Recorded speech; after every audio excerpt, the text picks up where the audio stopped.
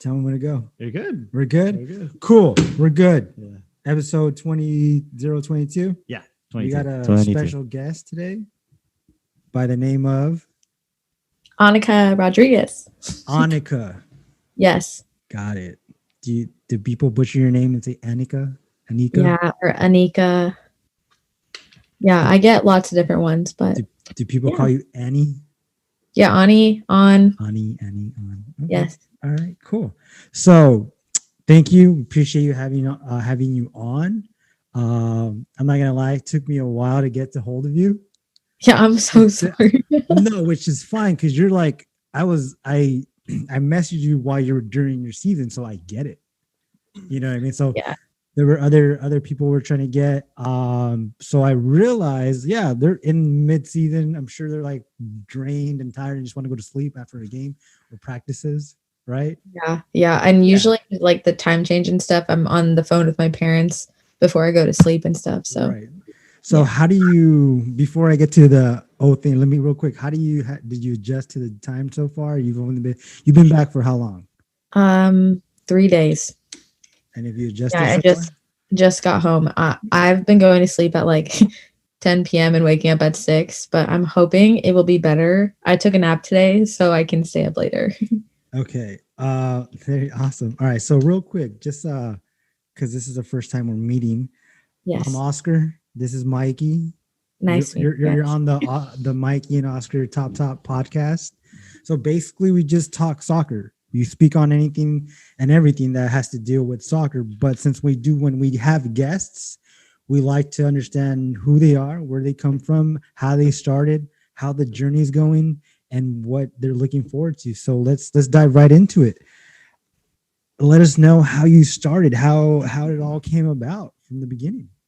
Yeah, I mean, so when I was younger, my parents put me and I have a bunch of siblings, but for the most part, me and my sister, who's 2 years younger than me, we have played probably a season of every single sport you could think of. My mom was like, we want to put you in everything, and then whatever you guys love, you guys will do, you know?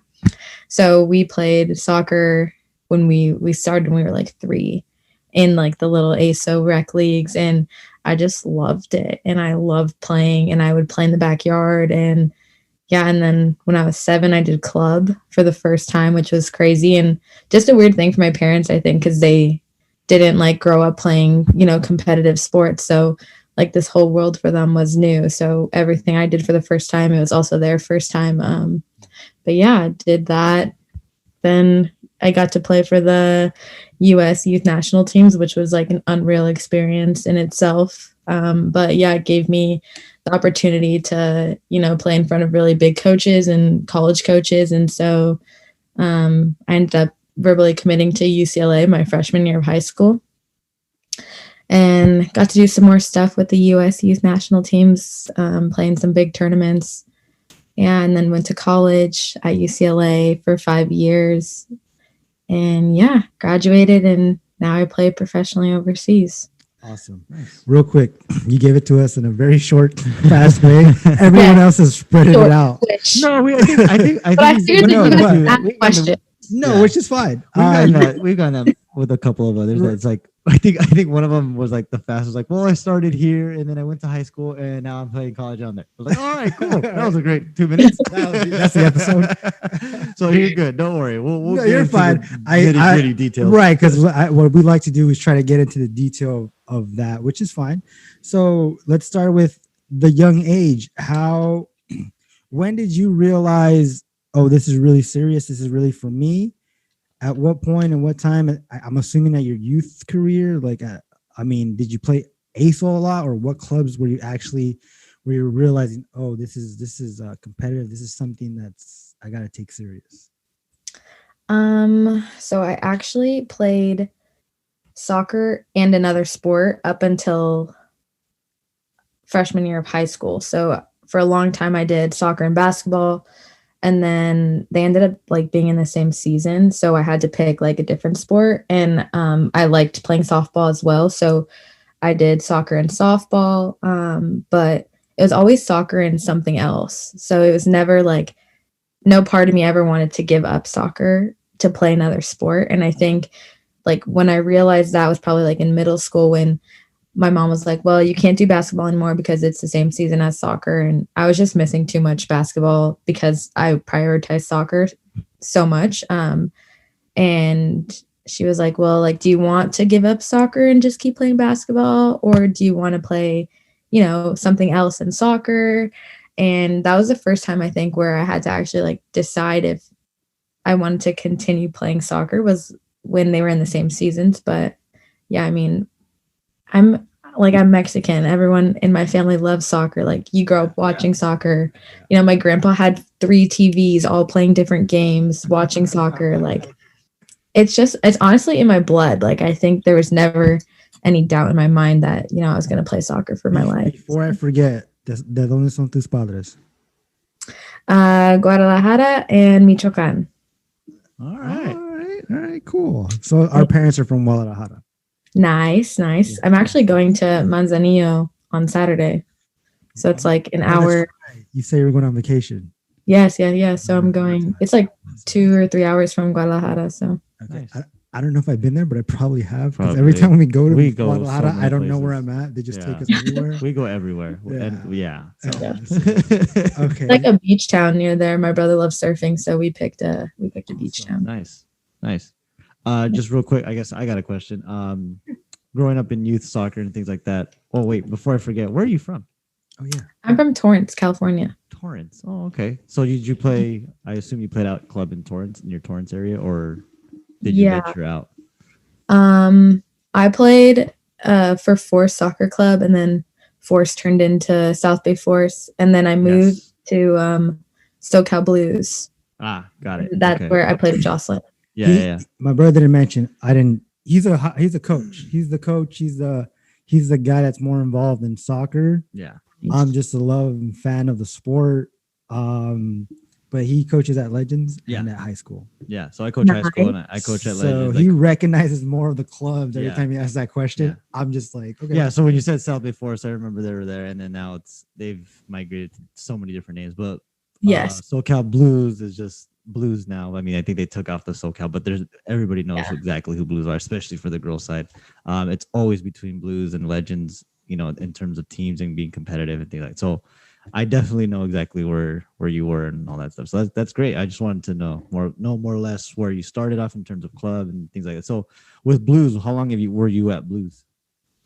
I moved to Blues just before I started high school. So I was at Blues for like my last 4 years. Oh, okay. But yeah, it was like an hour drive. So there were a bunch of us that actually played for Blues in my area. Yeah.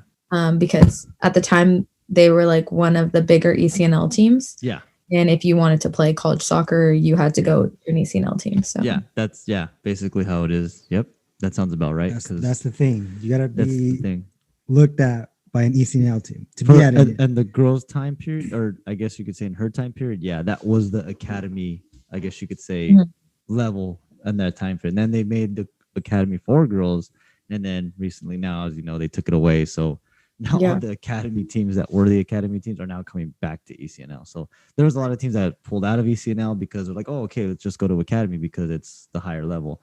But now they're all coming back. So like Blues, Legends, a lot of teams have, you know, come back for ECNL. So yes, but at that time, that was the highest level. Even I still think even when the academy was going, it's like ECNL players for girls were still at a high quality.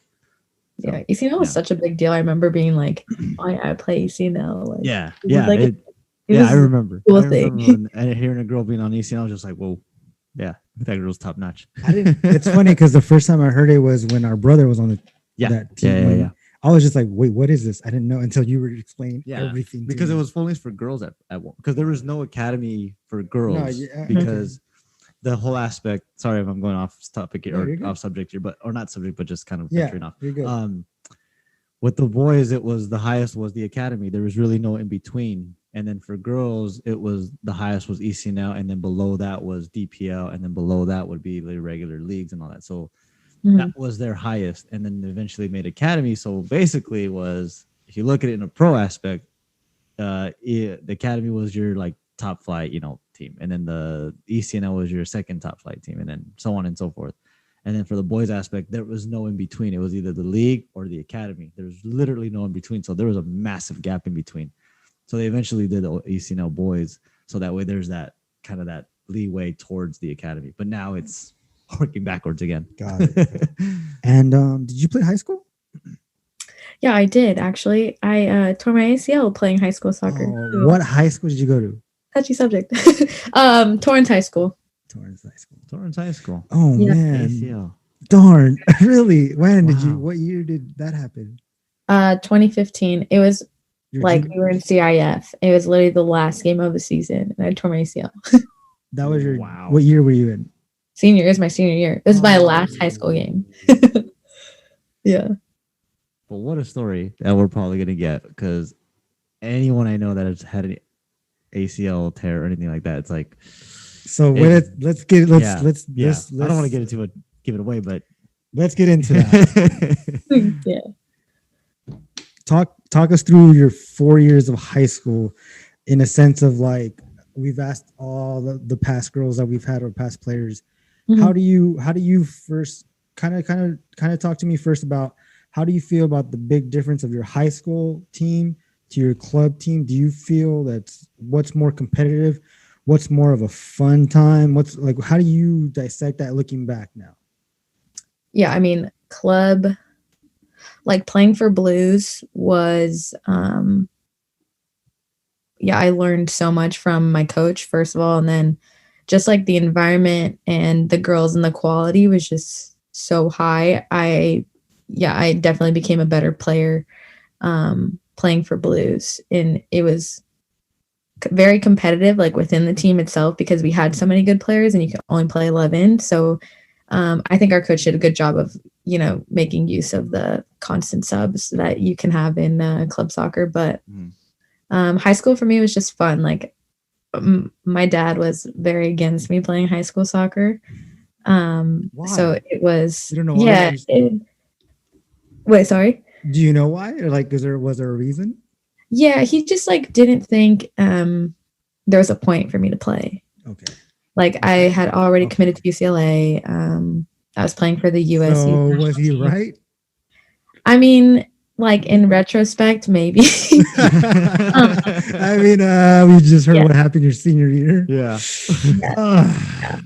But like, would I have changed it knowing now what I know? Probably not. Like I look back on my ACL and like I'm so grateful it happened for me. Like, which is so odd to say sometimes, but yeah, like I'm glad it happened when it did. Like I needed to like re-fall back in love with the game, because at the time I was getting like pretty burnt out from playing, like with the youth national team, like was very competitive, very mentally exhausting, like super draining. And like, it was something that, I lost a lot of confidence in myself playing on that team.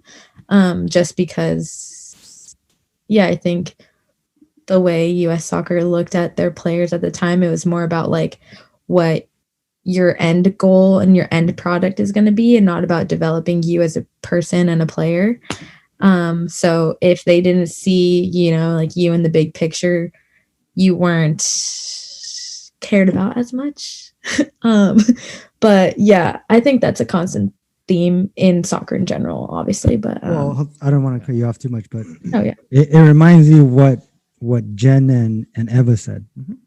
Mhm. You know Jen Munoz, right?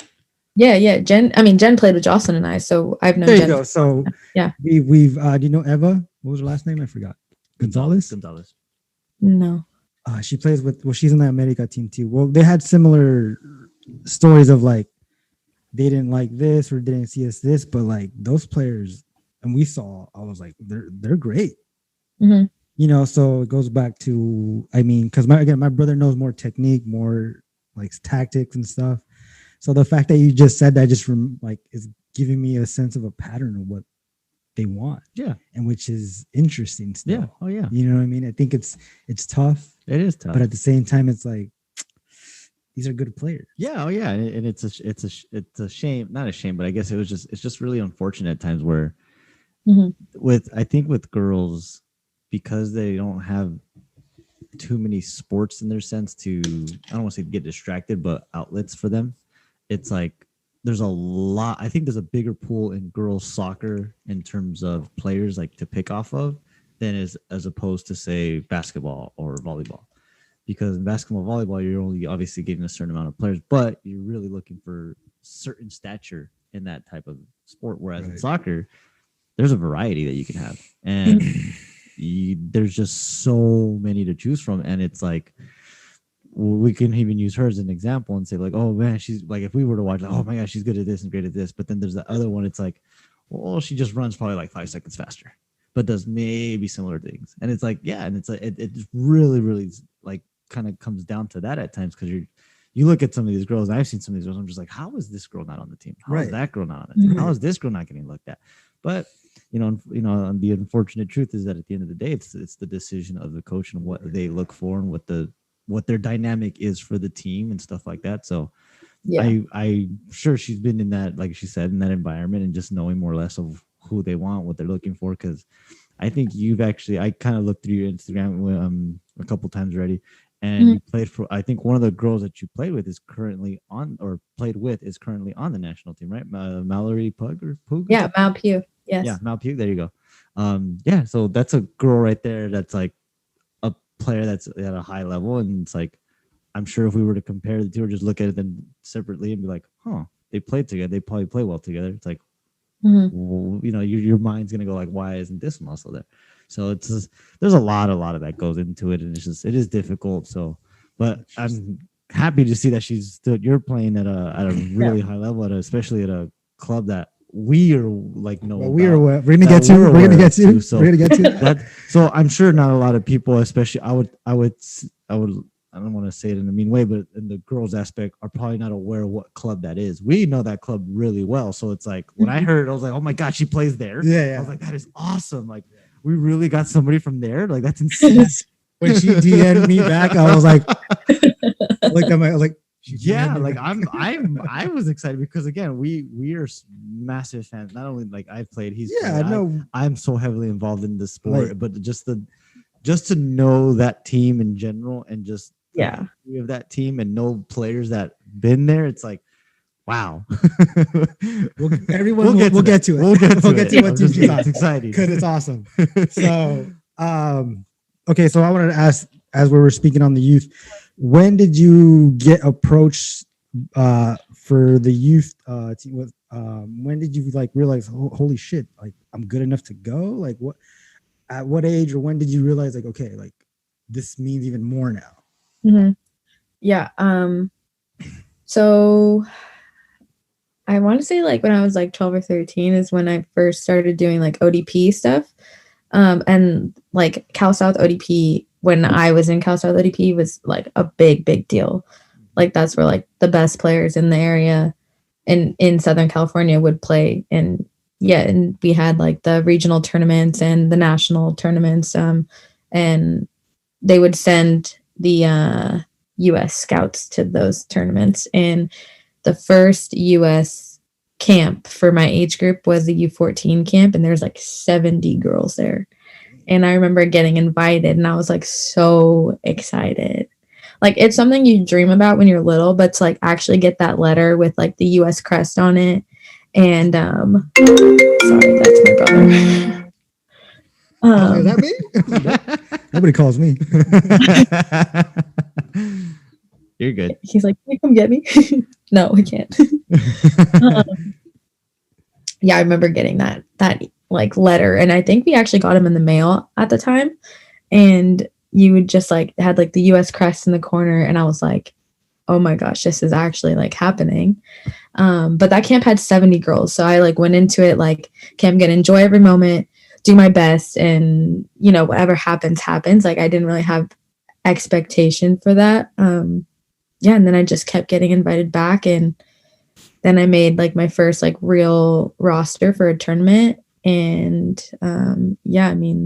it was just unreal to like hear the anthem, put on the jersey. And like looking back now, like some of those players I got to play with, like Mal Pugh and some other girls just have like done really great things for themselves. So it's been really cool. That's got to be an awesome experience. And you said you were 13? How old were you? I was like 12 when I started doing ODP, and then I was 13 when I got my first US invite. Nice. That's awesome. That's great. Yeah, And it's then great. you got to play with, I assume, the U.S. national team, like in terms of like games and tournaments and like, Mhm. or were they most? Also, yeah, okay. And then up until what age were you still able to do that? Like when, I guess, as sad as this might sound, is like when did you get cut? I guess you could say, Yeah, or when when did it finally like? How long did I go for? Yeah, how long did it last? Yeah, so I did the U17 cycle, and then I tore my ACL when I was 18. Got it. So I did that, and then I rehabbed my first ACL, and then got called into the U23 camp. Oh, And then I tore my ACL again. twice. Yeah, twice. What? But Same one or different? Like, same one, yes. oh my god, Yeah. same one. Wow. Yeah. But I'm actually, Yeah, We're there gonna is get a to story. it. There is a 'Cause story there's- here because That's not once. yeah, that's 'Cause twice. There's Hold on, two. just the one time, I'm sure just a lot goes on, right? Just a lot goes on through your mind. A lot's going on, like for the first time, but the second time, what Honestly, my first time was so much harder for me than my second time. Yeah. Mostly just like because I didn't know what to expect, and I was so young. Like I was 18, and yeah, soccer was my whole world at the time, and like to have that taken away, I was like, okay, who am I now? Like I can't play soccer. What am I? Who am I? And like I went through that whole like, who am I without soccer? I'm no one. Like What's I my don't have purpose in soccer. life? I don't have anything. Yeah, and it was just like, and it was like instant. You know, like it's not like you can like prepare for it or see it coming. It just like happens, and then it's gone, and you don't get it back for a year. So yeah. Wow. That's crazy. That's nuts. How old were you when it happened? So the first time it happened, you're what, 18, right? Yes. And the second then time was, how old are you? 21. So it was a gap. There's a bit of a gap. Yeah, You yeah. were I got to 21. play. But you got to remember, it takes about a year to recover from that. Yeah. So let's maneuver into that. Yeah. So Yeah. we got to the youth. We got to the under the national team. Mhm. At what point? Also, I'm assuming it's all at the same time. What schools for universities were looking at you? Who were interested? How did that come about? Did you make an announcement, or was it a quick pick? When did you decide? Like all that. Yeah, I did all of my college recruiting stuff my freshman year in high school. Okay. So I knew I wanted to stay in California. Like family is really big for me. Yeah. I'm like a huge family person, and I have 2 younger sisters and 2 younger brothers, and I'm the oldest. So they were all still young, and I didn't want to miss their lives being so far away. So for me, I wanted to like be within like either an hour, 2-hour flight, or like to be able to drive home. So that was kind of like where my like radius of schools was. And then I wanted to play for a team that would, contend for national titles. So at the end, it came down to Stanford, UCLA, USC. And then I figured Stanford was a bit far for me. So I was between UCLA, USC, and I visited both. And yeah, I just felt so at home at UCLA when I went to visit. I was like walking around the campus, and I remember looking at my sister, and my sister at the time was playing for Blues, and like she was also getting called into US camps and stuff. So I wanted to make sure my school that I picked was in her top 3. So I looked over at her and I was like, is this in the 3? Like, I need to know because I think this is like it for me. And she's like, oh, yeah, this is in the 3. Mhm. So yeah, that's where that made it my school. So yeah. And this was all your freshman year? hmm Oh my God. Yeah. So I knew where I was going to college my freshman year in high school. So, okay, let me. I didn't know what I was gonna do. with I, freshman- I know, right? Let me backtrack a little bit on there. When you Yeah. got looked at, what got you to get looked at? What were you? Was it from the U.S. national team? Or was it maybe from like the Blues tournaments, or what? Where is it that they finally they saw you and say, "Hey, we're interested in you"? I think probably like the US stuff. is Okay. why I got looked at so young. Also, like my coach was a coach that has like I guess the word is produced, like Yeah, like very he's well yeah known. They know their connections. They have their people, kind of thing. yeah, like all his past teams, like more than half of the players have gone to like top 10 schools. So he was Yeah. like So yeah, I get. any Yeah, team that you play for, like yeah, he's a coach that everyone will come watch his teams because he always has great yeah. players. So I think that also helps as well. But Oh yeah, definitely. Yeah, your team becomes your well, one it becomes the club's name, and then when the coach is the coach that's constantly every year producing players and sending yeah. players to like UCLA, SC, Stanford. Yeah, they're always going to be coming back or calling up the coach because I was fortunate enough to be part of something like that with previous Mhm. coaches, and yeah, it's as simple as you're in practice and you're not knowing it, but coach gets a phone call from UCLA and says, "Hey, I need a left winger, I need a center mid, and I need a right back. What do you got for me?" And the coach is like, "Hey, I got these players. Come check them out." And that's Yeah. literally how it kind of goes down. It's a pipeline. Yeah, basically, that's literally how it It works. gets to a point where they don't. I get okay. So yeah, that's generally how it works. I mean, I think that's what blues and legends is mostly those for. So it's they're about, I want to say, maybe 45 minutes away from each other. Yeah.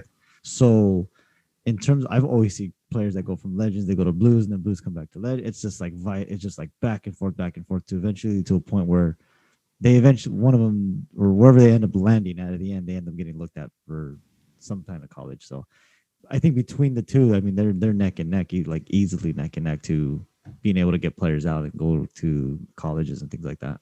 Mhm.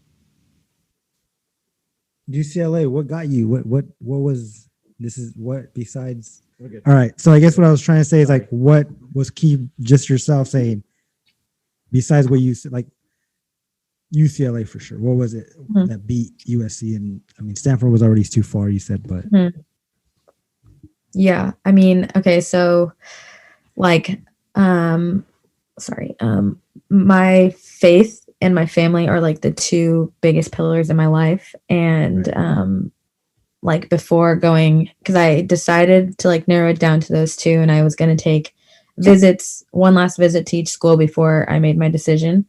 So before I made those two last visits, I had like, like prayed, and I was like, okay, like God, like give me a sign, like I need to know like which is a school you want me to go to, because I don't ever want to be in a place that, like God doesn't have intended for my life. So I was like praying about that. I went to USC. I didn't really like feel much.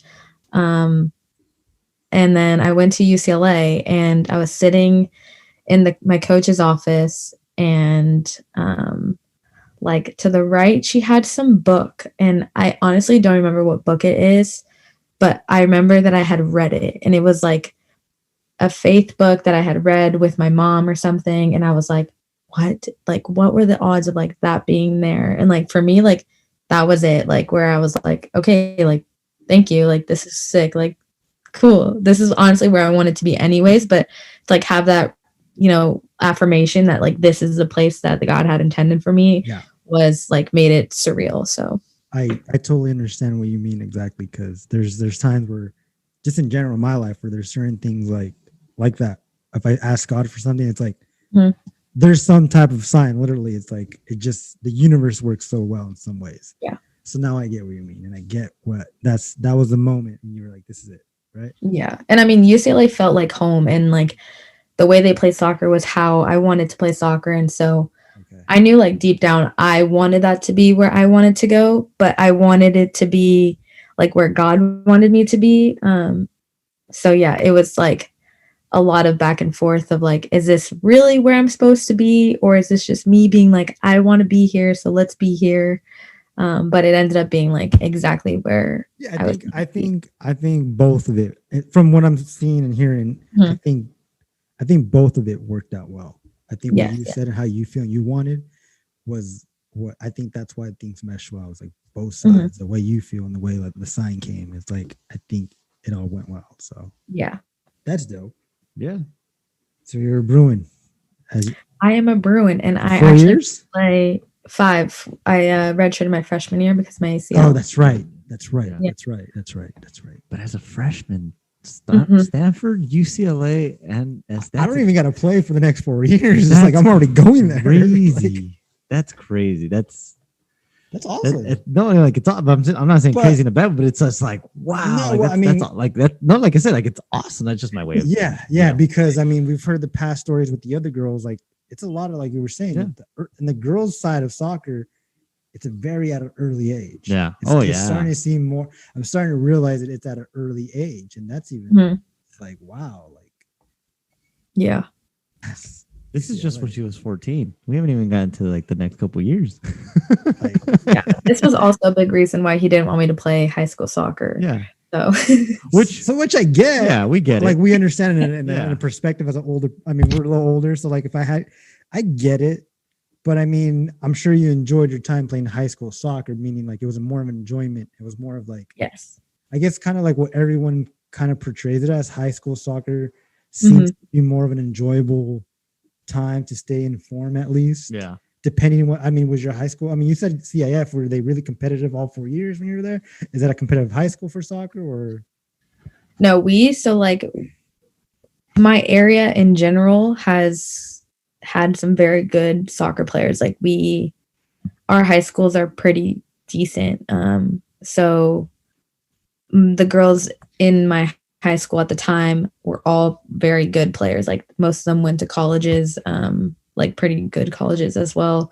So for me, it wasn't ever like high school for me was more fun. Like I enjoyed it. I loved it. I got to like pretty much do whatever I wanted on the field because, you know, our coach basically gave all of us like, hey, look, you guys know how to play soccer. You know how to play together. Do whatever you want out on the pitch. Just win.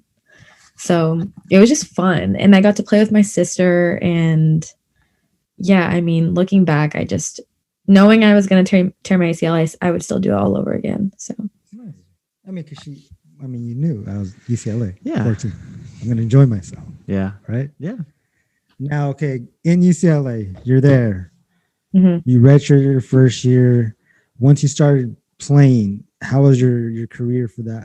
How did you do the first year actually playing from there on? Yeah, I was a starter for all 4 years that I played. Sorry. What position did you start at over there?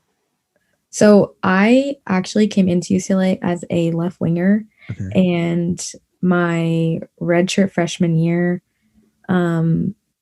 we like had just graduated out a bunch of seniors, and my coach was like, look, I need you to play the 10.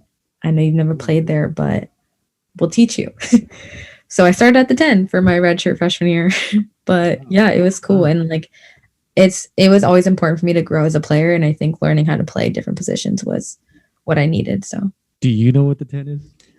Is it right behind the Right nine? behind the forward. The 9? Yeah. Right behind the Right 9. behind that. Okay. Just making sure. Just making sure if you Yeah, know. no, I Jeez, I don't know. God. I'm learning too, but I know. I'm just saying. I'm telling you, I'm pretty sure I can coach and beat you now. Oh God. if I get a high school team right now, I'm playing against you. I'm pretty sure I figured it out. out. No, I get it. I asked because it's something that's now starting to be used more often. Right, I was about to Before say, it used to be like, 'cause oh, I didn't center, know attacking these. mid, forward, right wing, left wing. You know? I'm gonna say that the numbers, and like when I played, I just Yeah. was like center mid, forward, left, forward. Like they didn't give me the numbers, but yeah, I started learning being around you and Yeah. hearing it and Mhm. understanding how they say it. So Yeah. like, yeah, I know now. Like, yeah. So from left to right behind the Yeah, forward. Yeah. yeah. Oh, I quick was about to question. get to this. Quick, Go all right, ahead. quick question for me. Yeah. What foot are you? Yeah, that was what I was gonna ask. Oh. I'm sorry, what was that? Cut out. What foot are you? What foot do you? I guess like preference would be right, but Both. my dad made it a point for me to be both footed. So But I want to. Oh, this is what I was gonna say. I wanted to make a key point of what you said. Mhm. There was times where you were saying, like, I know it was the high school thing where they're in club, they play their go-to position, Mhm. and then like you tell people like, if you go to high school, try a different position. Yeah. I see why that could benefit when it comes to something like this, right? Yeah, of course. Because they basically ask her like, hey, can you try doing the 10? We'll teach you. Yeah, And it's more of like, okay. But if people in the past are like, oh, I've played that, Yeah. they'll be more comfortable in Yeah. trying it. that's how I always perceive going into any player going into high school. That's a if I get a player like her and I hear she's gonna go play high school, I'm gonna be like, don't play your position. Go play center back. Go play right back. Go play something you've never even thought you can play, and just go enjoy it. Because I've known so many players that throughout their careers in club, they get to college, and they're like, we need you to go play this position. And they're just like, I've never been in that area whatsoever. and some fortunately do get better out of it, and others struggle and kind of get lost in the shuffle. So that's sometimes that's one thing I've been fortunate to know and experience from previous coaches and just in the past. And that's just what I've always strived my coaching aspect, my philosophy on, is that to teach them their whole individualism as a whole, and then just learning every position, because regardless if they end up with me or they go to someone else, they're going to be ready for anything, So that's just how I've always seen it. So I'm pretty sure that she was probably in some sense prepared individually, may not know the position, but I'm pretty sure she was more than capable of playing her part as an individual. Right. I see. So when he told you that, how did you prepare yourself? How did it go? Yeah, something my dad always told me when I was younger, especially when I first started getting invited into like ODP and national team stuff, was that if I'm ever asked to try something new, just say yes and fake it till you make it. So that's kind of like what I did. And I love watching soccer. So I knew like the general understanding of how to play the 10 just from like how much I've watched soccer and like, the different players that play. And I just basically told my coach, like, look, like I'm going to do my best. This is what I know. We'll train it. Obviously, like she taught me a bunch of stuff. And then we played a couple games. And so then I had film on like myself playing it instead of me just having film on other people playing. I just watched a bunch of film and made, corrections to things I could make corrections to, and saw different pass options that I didn't see in the game.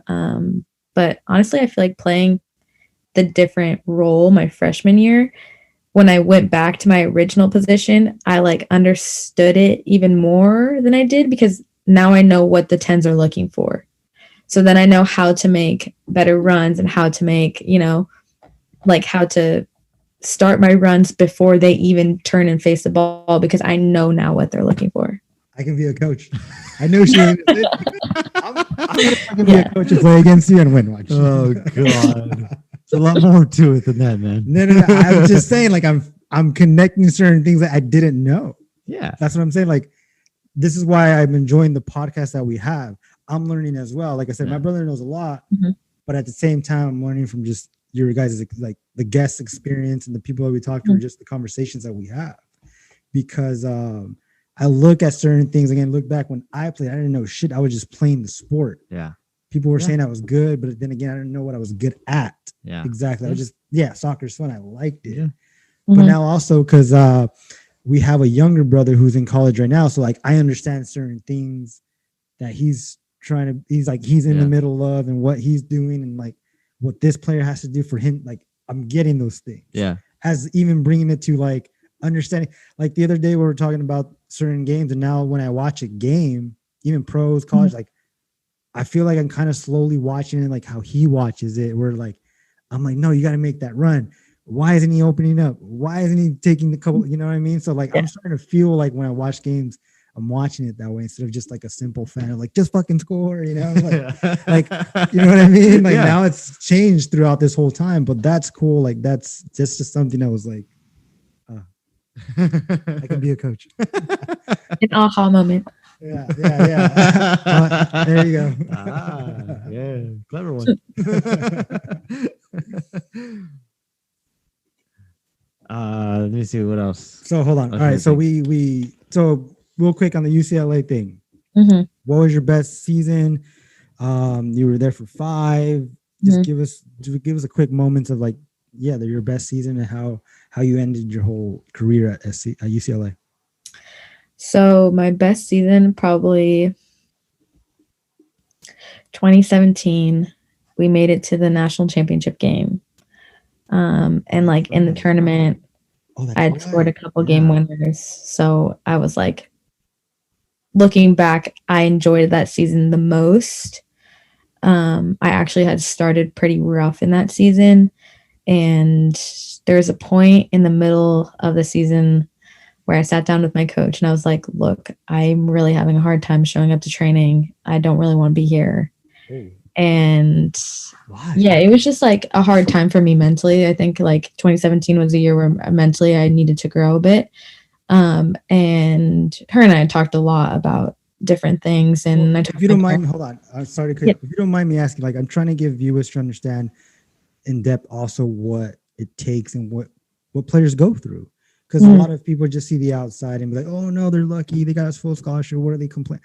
Like what small portions of that you can like let us know what is it that you go through your mind of saying I don't want to be here? What is it like the schematics? Like do all of us are not perfect.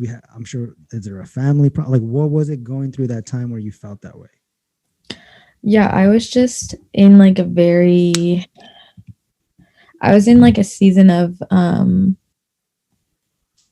like being seriously depressed, but I just like wasn't aware of it. And soccer had like always been my outlet for that. And then so I was kind of just like trudging along. And then it got to the point where like I was in just like such a hard spot where, like soccer became more of a task than something I enjoyed. And, when you have to show up to something, you no longer want to do it.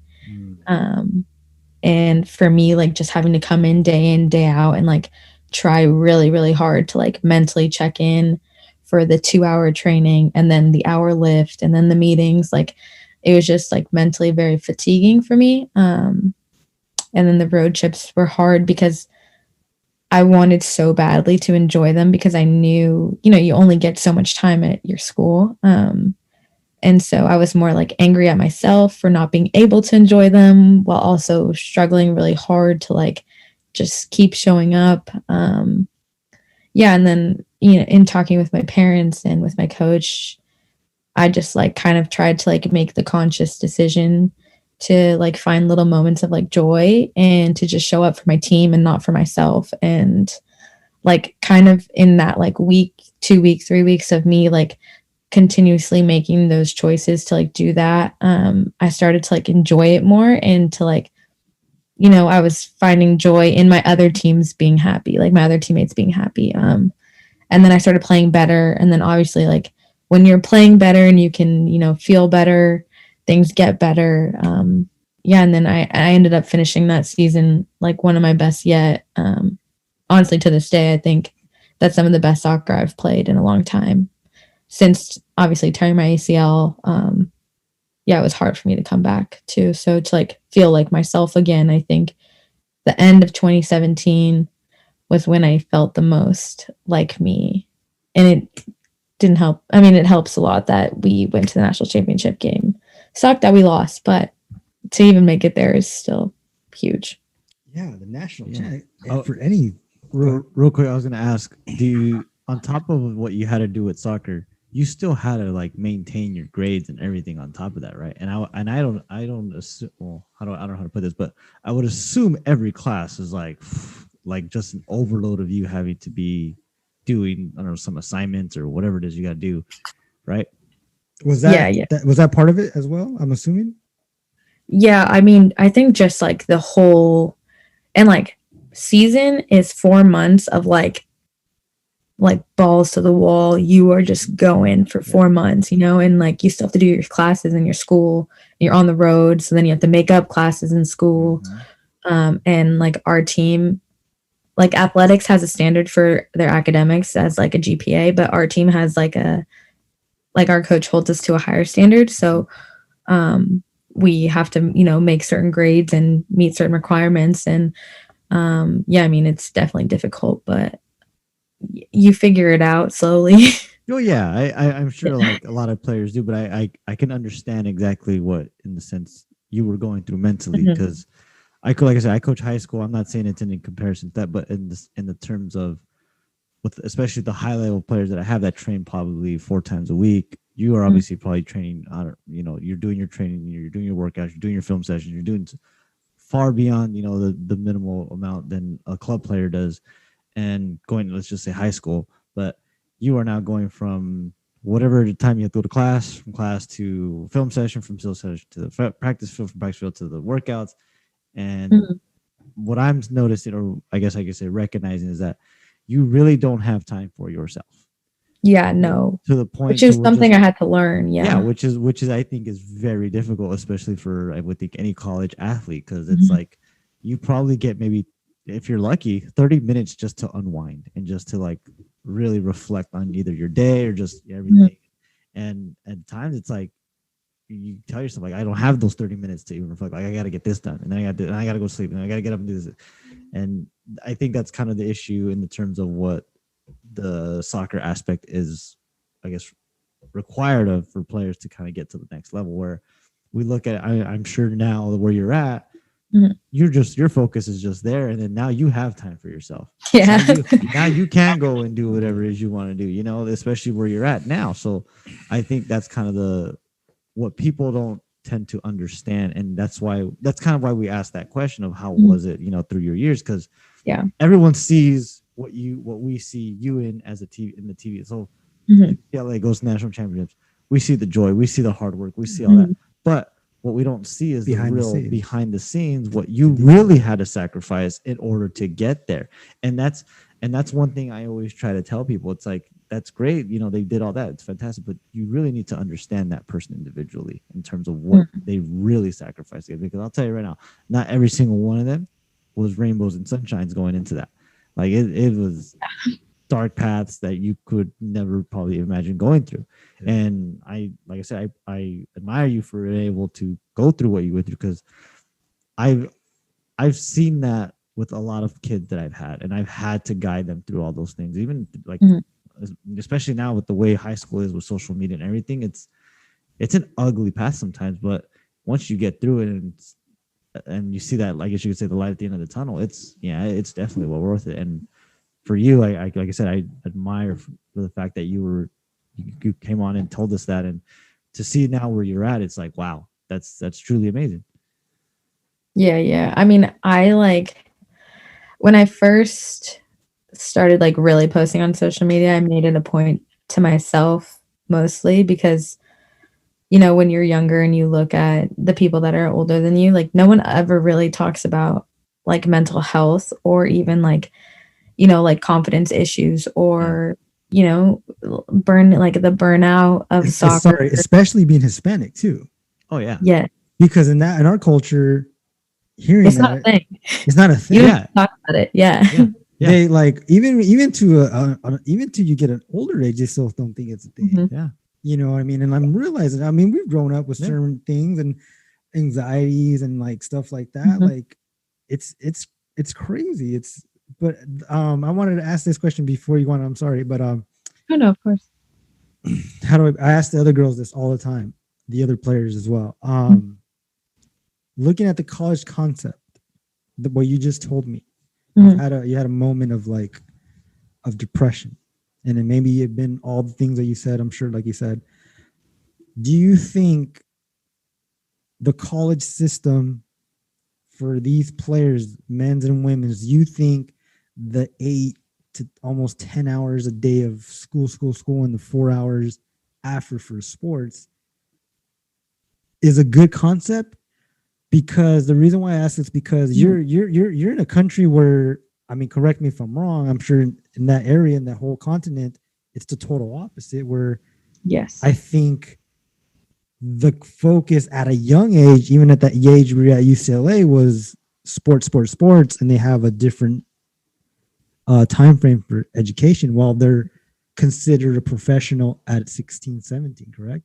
So I guess if I can say again, my question, do you think that concept is a good concept? Because I'm hearing what you're saying, and I feel kind of like, I can't go in your shoes, but I had my experience as a football, because I played football in college, and I understand what you're saying. Like, oh my God, it feels like a job. It feels like I have to go do this instead of the fun. So again, American football is a different sport, but again, I understand the grind and the hours. Yeah. But how do you think about the concept of American sports of how it's I guess kind of going, or how we see it, because all the girls we spoke to have all came from at least a D1 college or college and then to a pro. Yeah. So how do you feel about that concept as opposed to overseas where it's total opposite? Yeah. I mean, so I guess before playing overseas, I maybe would have had a different opinion, but now that I've seen, you know, like some of the girls on my team are 17, 18, and they're young, and I guess I think the way that we do it, like we have college, I feel like people need that to like grow as a person, not so much as a player.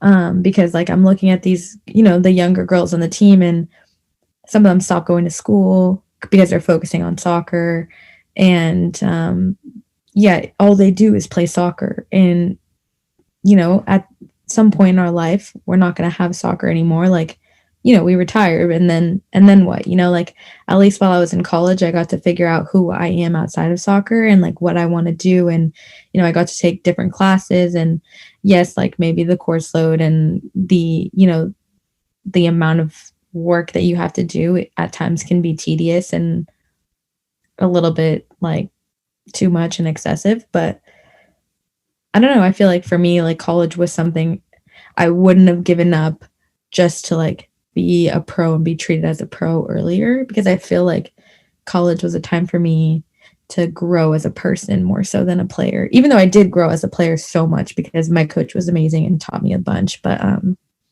yeah, I just think like you just need that time to enjoy life and, you know, be a 20-year-old kid and not have to worry about my performance and am I going to get my next pro contract next year, and this is my whole life. And I don't know, You have a great answer, and I get it.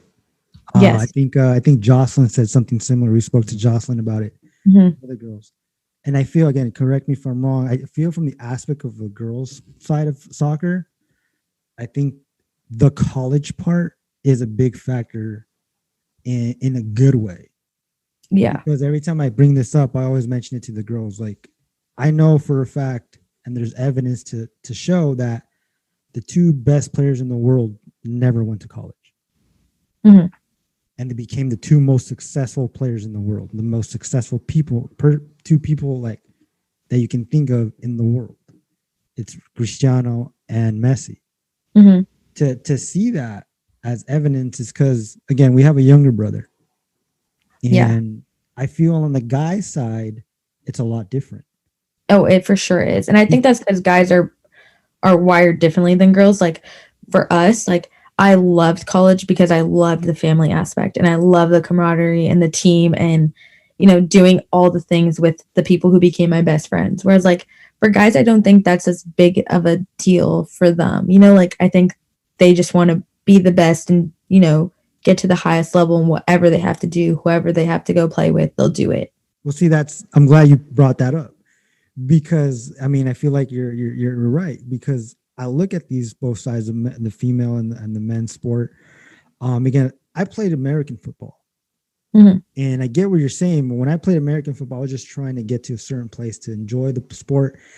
And I knew I got to a level where I was like, wait, I'm not going to the NFL. My height, my speed is not there. I don't know if I killed my self-esteem, but I think it just helped me get to where I wanted to be.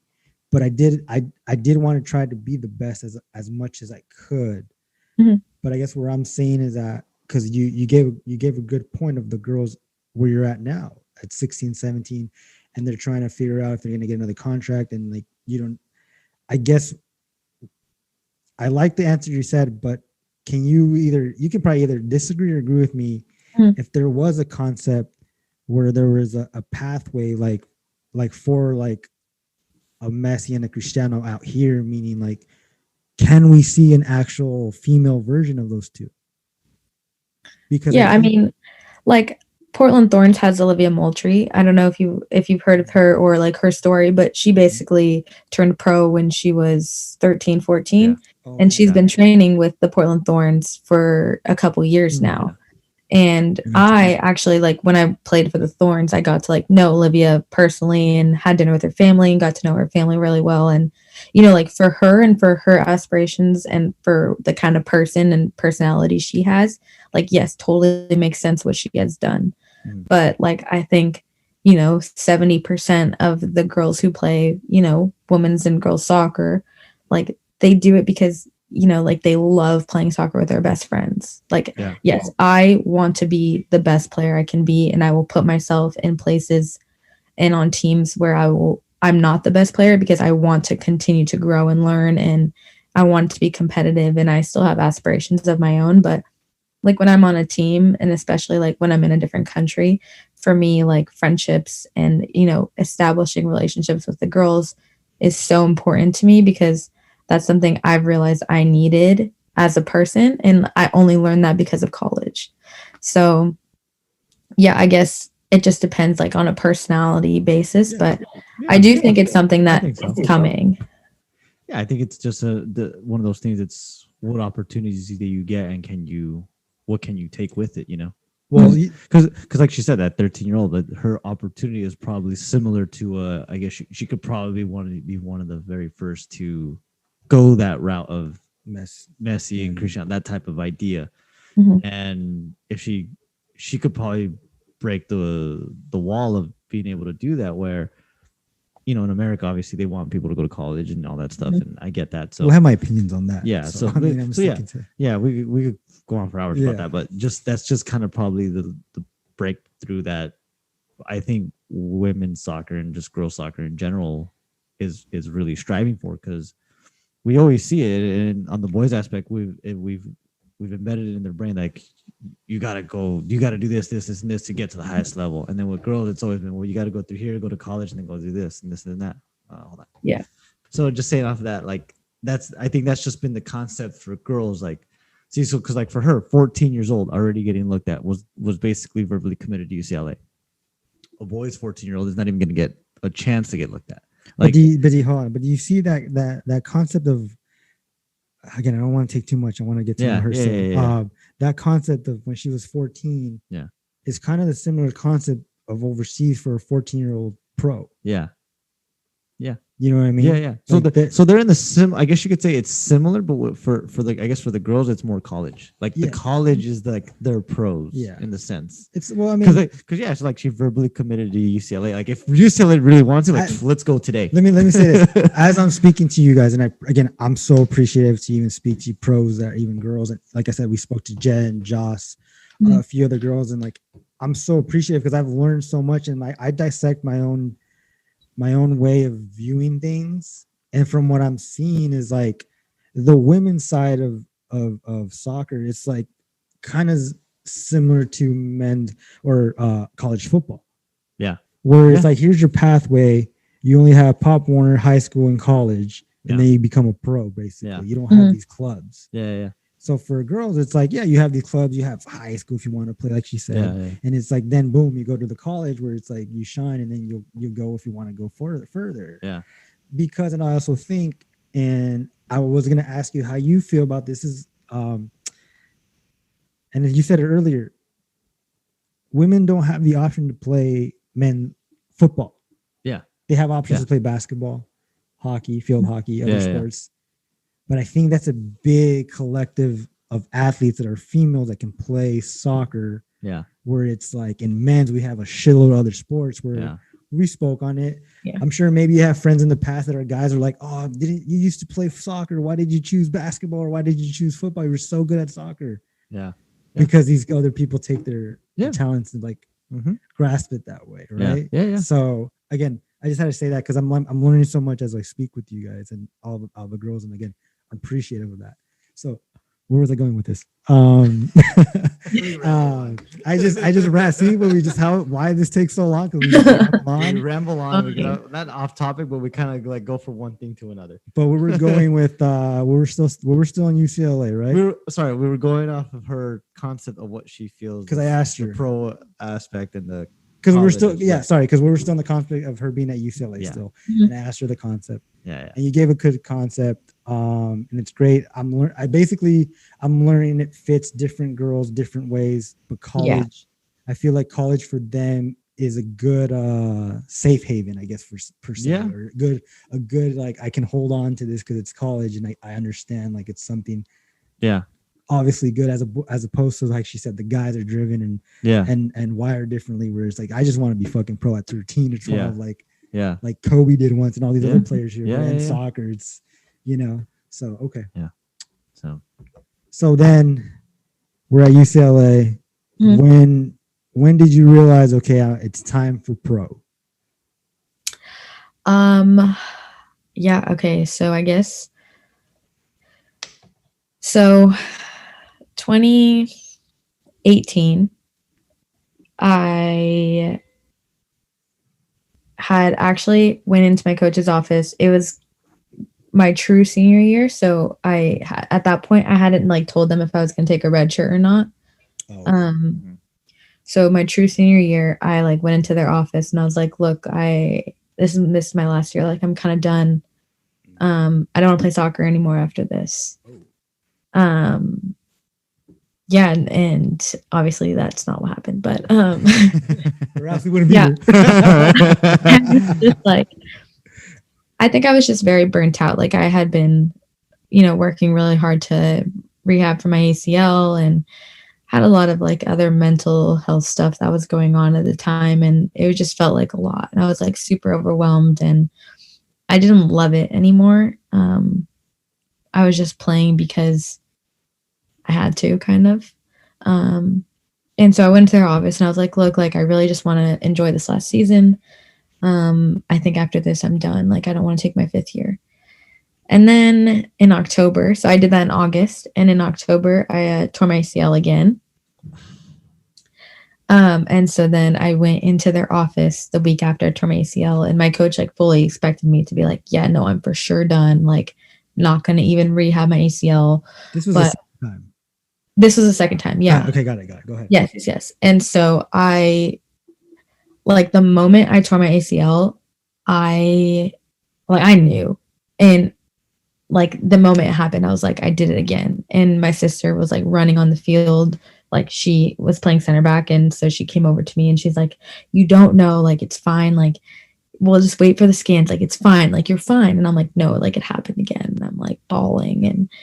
And, I just like didn't want that to be how my career ended. I didn't want it to end that way. And so for me, like coming back and like rehabbing my ACL again, like there was no option but to do it for me, because that was not the way I wanted my soccer career to finish, and especially my UCLA career, because like that's how it started. Like I came in to UCLA with a torn ACL, and I didn't want to leave it with a torn ACL. So I went into her office the week after, and she was like, she for sure thought I was going to be like, I'm out, like I'm done. And instead I was like, look, like, can I please have my 5th year back? Like, I really want to rehab my ACL, and like, I want to finish on my terms. Like, I want to end my career here on my own. And yeah, like the second ACL really brought my love back for like the game. Like I just missed it so much, and I missed it more than I thought I was going to. And I just realized like I wasn't finished yet, and there were things like I still wanted to do. And so yeah, I decided like, I was gonna open all the doors to playing professionally, and if there was one that I'm supposed to walk through, like God will make the path for me. And yeah, so then I ended up going to Portland Thorns and then to PSV. Did you get drafted at Portland Thorns? I didn't get drafted. It was crazy, actually. I didn't get drafted, and then like as soon as the draft closed, I got a call from the head coach at Portland. Oh. I was like, this is odd. You're like, what were you doing when they called? Yeah, like how did that go about? I was crying. I was like, oh, I didn't get drafted. I'm done. Yeah. Like, and then I get like a call from Portland, and I'm like, what is happening? So I'm like trying to like stop crying. Yeah. And I answer and he's like, Ani, it's Mark. I'm like, hi. But yeah, and then he was like, we want you to still come to Portland. Like, yeah, just like come up here. We'll work things out. And then obviously COVID happened, so everything changed too. So Oh, this is recent. Yeah, yeah. Holy crap! Wow. So I thought the Portland was like a year or two ago. Like, do your homework, man. I was in the 2020 draft. Yeah. So oh, okay. hold on. Correct me if I'm wrong. Yeah. When they called you, were you considered like called as a free agent sign because you didn't get drafted? Yes, technically. Right. Like the way the NWSL works is so odd. There's like so many rules and waivers and stuff like that. So it's like I had to sign my rights away to Portland before I even signed a contract to Portland. Oh shit. Oh. Really? Yeah. Is it because like the state type thing, or is it just the league rules that you were saying? It's just league rules. Like I was considered a discovery player, but in order to even train with the team, I had to sign my rights away for a year under the discovery player title. Okay. So yeah, they have. That's something I've not heard of. That's something new to me. See, this is why I learned. This is why we have this. No, if there's So many rules. just if in case if there's things you can't mention, and that, like I said, it's fine. You don't have to tell us. It's just we get it because we understand you're probably under contract and things like that. We don't want you to get in trouble in any way because I mean, as far as we know, Nah, she's like, screw the Thorn. I don't want it.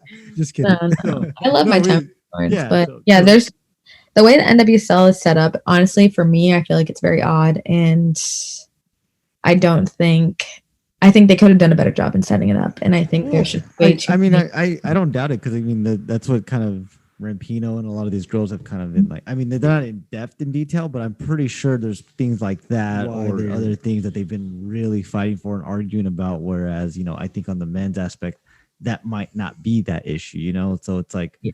we get it. I understand. Like I said, we don't know all the details because they're really trying to put their voice out there, really trying to make a stance on this. And if that's part of that thing, then it's like, whoa, yeah, that's something that's kind of like odd, like kind of like you just said. So definitely, we could now we kind of get a better understanding of it. So Yeah, I mean, I didn't know about the rice thing, but it was the reason why I asked because like I know in the football like side of it, if you don't get drafted, you can get signed like quicker than a guy gets drafted because they already signed him. They just got to get him on the team and go to practice. And yeah, I get it. Okay, so Thorns, you're on the team, Portland.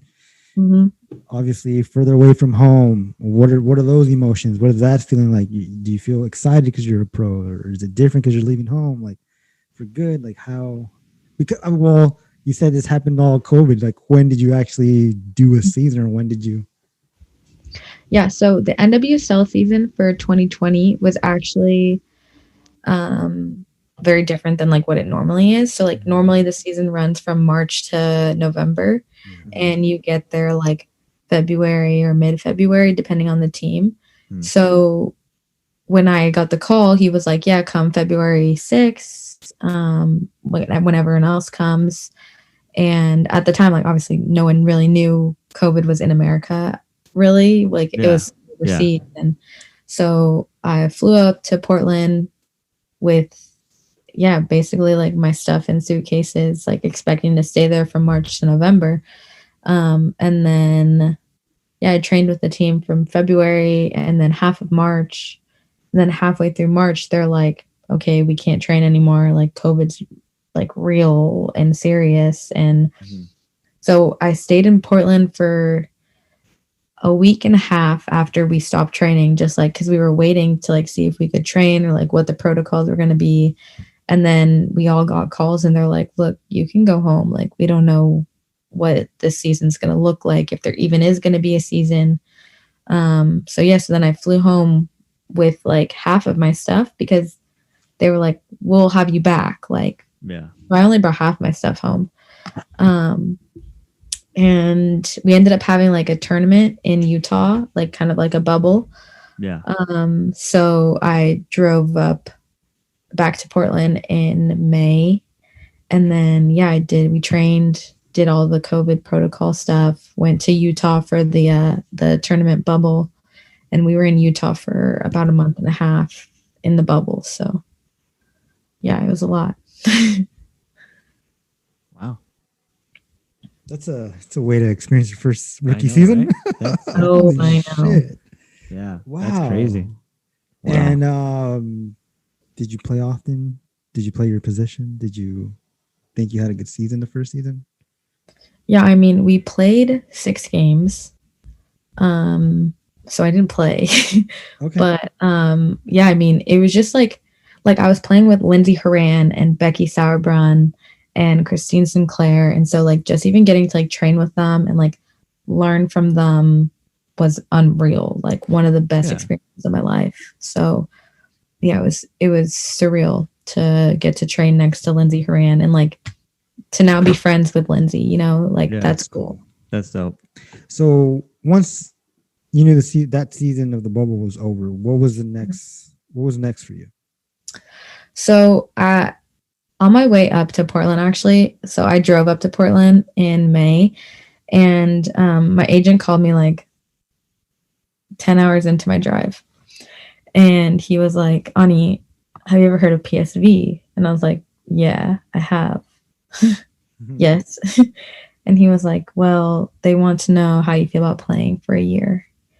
And I was like, oh my gosh, like I've always wanted to play overseas, and like I have a soccer bucket list, and there are things like I want to do and places I want to play, and playing overseas was one of them.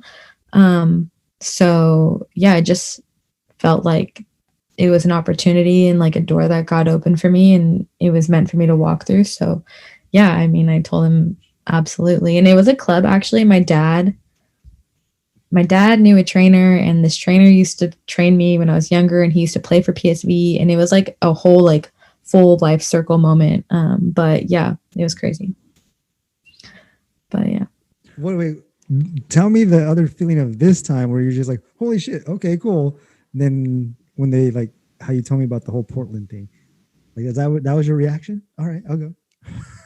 Well, like for Portland, I was like, it was so much emotion in one day, because I like thought, I went from thinking I didn't get drafted, oh my gosh, what am I gonna do, to like, okay, now I have a plan, you know, like now God's opened a door. And then I didn't really know what moving forward, like what was in store for me, like if I was gonna stay with Portland for the rest of the year, or what I wanted to do. And at the time my agent had asked me like, hey, are you even open to playing overseas? And I was like, yeah, sure, like let's do it, it's on my bucket list. It's but I didn't have any idea. I mean, it's on the way. It's going that way anyways. I'm still young. I'll get there, you know, like wow, okay. But like PSV, come on, girl, like PSV. I know. Like, and like I said, my dad knew this trainer who played for PSV, was a coach at PSV, and he used to come to like LA for, I don't even know for what. My dad and I were actually talking about this today. He was like, isn't it so crazy? And I was like, yes, this is actually like full life circle moment. But so I knew of PSV growing up, and I knew they were like a massive European club. Like, you know, the reputation in the soccer community is like so big. So when my agent was like, so like, you know, I got a call from the GM at PSV, and she wants to know, you know, if you're even interested. And I was like, huh? And like I had my teammate in the car, like her and I were driving back up to Portland, and she's like freaking out next to me. I'm like trying to like, you know, like be cool and like keep driving, because I'm driving, so I'm just trying to stay focused. And I'm like, huh, yeah, like yes, tell her yes. U-turn. But their season starts later, so it actually like worked out perfectly. I got home from Portland July 25th, and I left for PSV July 27th. Like a year ago. Almost a year ago. Yeah, almost a year ago. Yeah, almost a year ago. So I literally came home, like dumped out all my Portland stuff, took all my soccer stuff out of the Portland stuff, took more stuff, dumped it in the suitcase, like zipped it up, and like took off. Deuces, I'm out. That is Yeah, awesome. it was Wow. crazy. Wow. Wow. PSV, man. That's awesome. That's insane. So, There's just so much history from that team. I mean, we're gonna get to the Yeah. fun part with that. Yeah. So, PSV, you're heading out there. You land. What are you again? Your expectations, what's your emotions, where the fuck am I? Like, what am I gonna do? Like, how did you feel? Yeah. So I actually like I think because I only was home for like a day and it was packing and getting stuff I was gonna need for PSV, I didn't even like really let it sink in that I was like moving to Europe Yeah. until about like a weekend because I had a quarantine when I first got there. So I'm like just in my, like I'm in my room for 14 days. Right. And I'm like a weekend and I literally just remember sitting there and being like, oh my gosh, I'm in Europe. Like I'm in the Netherlands. Like what the heck? Like I'm not like in LA anymore. I can't just like drive home to see my parents. Like it was an 11-hour flight. Like what did I just do? Yeah. But yeah, I mean, like it was so crazy the first time I got to go to the stadium. Like the amount of history in that building is unreal. You like walk by the like pictures of all the national team players that have played for the first team. Yeah. And you just see like, like DeMarcus Beardsley and, That's right, Toby he was Lozano. there. He was there. Like you just like see all these like players and you're like, oh my God, you played here? Oh my gosh, you played here? Oh my gosh, I'm playing here? Like, Yeah, you're like, let am I me really play here, Yeah. So My favorite it was player just played like, there. it was crazy. Before we get to that, Yeah. Oh my God. so hold on. You obviously, you got there when Chucky left, I think so. right? I think so. Mm, Yeah, right. I think so. Yeah. I think so too. Because Chucky's first year was at Napoli this year. Probably. Yeah. Yes. Yeah. And then So, before him, there was someone else that was there. Was it Guardado? Guti. No. He's still here. He's still there. Yeah. Yeah. He's hurt though right now. Yeah, He's been hurt all season. Wasn't Guardado there Who before he else? went to? Right, was Guardado there? Guardado was there, wasn't he? Not this past season. Just No, Guti. but he was in the there, past. though. In the past, Yes. he was there, and I Yeah. forgot Beasley there. Guardado was a god to those people when he was there. Yeah, so was Chucky. But I think more Guardado. Um, No, they like. Who do you think? I don't know. I think Who do they love more, Guardado or Chucky over there? They love Chucky. See? Okay. She Okay. knows, man. No, She it's lives there. fine. Like you go into the lobby of the like the stadium and you have like the front desk and then you have all the players on the wall and like you just see him like boom on the side next to all the Dutch guys too, like the famous Dutch players. Okay, then I'll give it to It's him. crazy. I just remember Guardado more. That's why. It's because Chucky was I over there remember. for a couple of years, wasn't he? I think it was 3 years. Okay. 2 or 3 I think years. Guardado Was there for quite He some was there, time. I think, quite some time Yeah. longer. Yeah. Yeah. But his favorite player was there for what? Do you remember? It wasn't that long, was it? He was there only maybe like a couple of years or a year, but this was early on. How do they say the original Ronaldo? Yeah, the original Ronaldo. How That's do my they? favorite player. You know who that is, right? Who are we talking about? The original original Brazilian Ronaldo. He Yes, played yes, for yes. PSV, Yeah. right? But he Yes. was early 90s. He was like early 90s. And Romario. Yeah, a was- long time ago. This was a long time ago. But So yeah. there has to be some type of pictures over there in the stadium, right? About him. Like, I mean, I'm sure there is. I honestly don't remember. There's so many photos in that place. Oh yeah, there's so many. A lot of young players went through there. and Ronaldinho then- go there? No. Ronaldinho started at PSG. PSG, my bad. Yeah. Yeah, Ronaldo, Romario, Koeman, Ruud. What is this guy? That other Dutch guy that's like super good. I can't remember, but these are all older players. I'm We sorry. get it, man. I'm We not- get it. She's, I'm sorry. knows, like, I'm sorry. we I'm get it. excited that she's there. I know, right? And is part of the history Yeah, of yeah. these great players that I grew up watching Yeah. and to this day still admire. So Yeah, that's- sorry. That's how we. No, I know. That's how excited we are to have you Yeah. on, because it's like she's from PSV. Like, what the? Like, again, the DM when I got it back, I was like, what? I was like, look. She said, yeah. I was like, she did. That's crazy. The local girl from Torrance at PSV, man. Right? That is insane. That is That's awesome. awesome. Mhm. So you're at PSV. Yes. Get there. when you start getting on the pitch, Mhm. first practice, first week, did you like soak it in and did it just come to you natural? How did those emotions go? So actually my first practice with the team was in Lyon, France. I got out of quarantine the day before we left to Lyon. So I did all my medical stuff on that day. I didn't go training. And then I literally the first time I met the team was on the bus on the way to Lyon. So I was like, hey, Anika. But I actually, American girl. Hi. yeah, there was another American on the team, and Oh, her and okay. I actually played on the youth national team system together. So I've known her for like years. So it was like, hey, what are you doing here? What's up? You play here too? Weird, man. it was perfect. You're on the team. No, did you know she was on the team? You got there? Yeah. I knew she. Yeah, where But is she? it was so. I know. I was like, don't leave to go to the stadium without me. Like I need. I don't know what I'm doing. I don't know. Help. And that was really the first time I'd ever heard like Dutch like that because I was in my room for quarantine for 2 weeks. So I was just watching TV or talking to my parents. So everything was in English or Spanish. And then I get to the bus and it's like Dutch. I was like, so that's where I want to get to. Yeah. So yes, we spoke to the girls that are Mexican American and played it either. Basically, they play in the Mexican league right now. Yeah. But with you, this is something I wanted to know is how difficult was it at first to be like, the coach is speaking Dutch. I mean, do they have translators for both the two American girls, or do they just like expect you to know right away, or how does that specifically come about?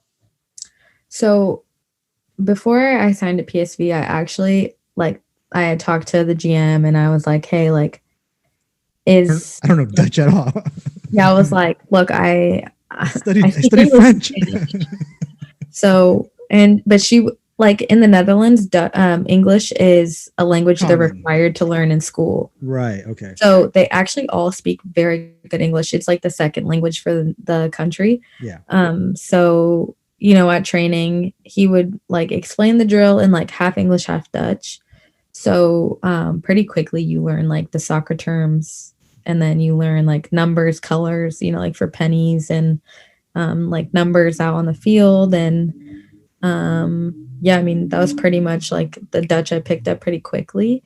And then all the other stuff kind of came slowly. The girls would teach us stuff, different phrases, or, when he's speaking, I can now pick up some words just from listening and hearing and knowing what we're talking about, but also having a little bit of understanding of what he's saying. But I know for the guy side, I know it from Polosic and Weston McKinney. Mm-hmm. Their clubs actually have classes to teach them the language. Do you guys have that for the girls? Yeah, we do. If you sign 2 or more years, you take a Dutch class. So okay. Starting in August, I have to start my Dutch class. Nice. Yeah, every time. So. We're gonna check up on you. How do you say this? Okay, it works out. It says on Google. It's so hard. It doesn't sound anything like English or Spanish. You went to UCLA. You should know this. You're a smart girl. That's what my parents say. You went to college. You should know this. The Pennsylvania. Have you ever heard Dutch? It doesn't sound anything like Spanish. I've heard of it. That's why I'm like, wait, what? Yeah, Dutch is pretty insane. Wow. So the way they pronounce stuff. Yeah. Are you excited for that, or are you just dreading it? I'm excited for it and dreading it. Yeah. Mostly because it's going to be difficult, but it will be nice to not sit there and to sit there and not know what anyone's saying. Right. To at least be able to have a little bit, or to pick up some stuff will be nice. Because there's some days where I just it's so exhausting to try and focus on language you don't know. Yeah. And so sometimes I just check out a little bit. I don't want to get ahead of myself, but I had this question as well. Yes. Maybe in the future, maybe I don't know. Did you get called at all to play in the Mexican League for the girls? So Or you did any- actually need a Mexican passport to play in Oh. the Mexican League. So you don't have one. I actually just got it today. Oh, so it's a possibility that could happen. I'm not trying to Yes, tell PSV yes. anything. So. It is something I've been working on for a while now, like getting my Mexican citizenship. My sister actually had her passport about a year ago, so she's been with the Mexican national team for some time now. But Oh, nice. yeah, just to get my stuff sorted out has been challenging because I've been abroad. So Yeah, I all the stories that they told us, this part of it, it's consuming. It takes time. yes, yeah. So So I'm- there was a lot of stuff that needed to be done, but So today finally is finished. Oh, so you finally got it. You're good to go on that. Yes, I have my passport now, so I'm actually in the process of filing my FIFA Switch. Oh, okay. So then, when you went to Netherlands, what did they didn't? What exactly in specific did they ask for? Do you need a passport over there, or you just need to show up? Well, getting in during COVID was very challenging. I had to have like a bunch of documents basically saying like I am who I say I am. I am actually playing for PSV. I do have a job there and like this is my housing and like we had to get all these documents because the other American girl, they actually told her that she couldn't get on the plane twice before she was actually allowed to get on the plane. Holy shit. So she had like booked 2 flights, well 3 in total I guess, but the first 2 they were like you can't get on the plane, you don't have the correct papers. Damn. So luckily I just had to get the papers that she had because I was still in Portland, like I was still playing with Portland at the time. Yeah. So my stuff was already sorted out by the time my time with Portland was done. But I got that sorted.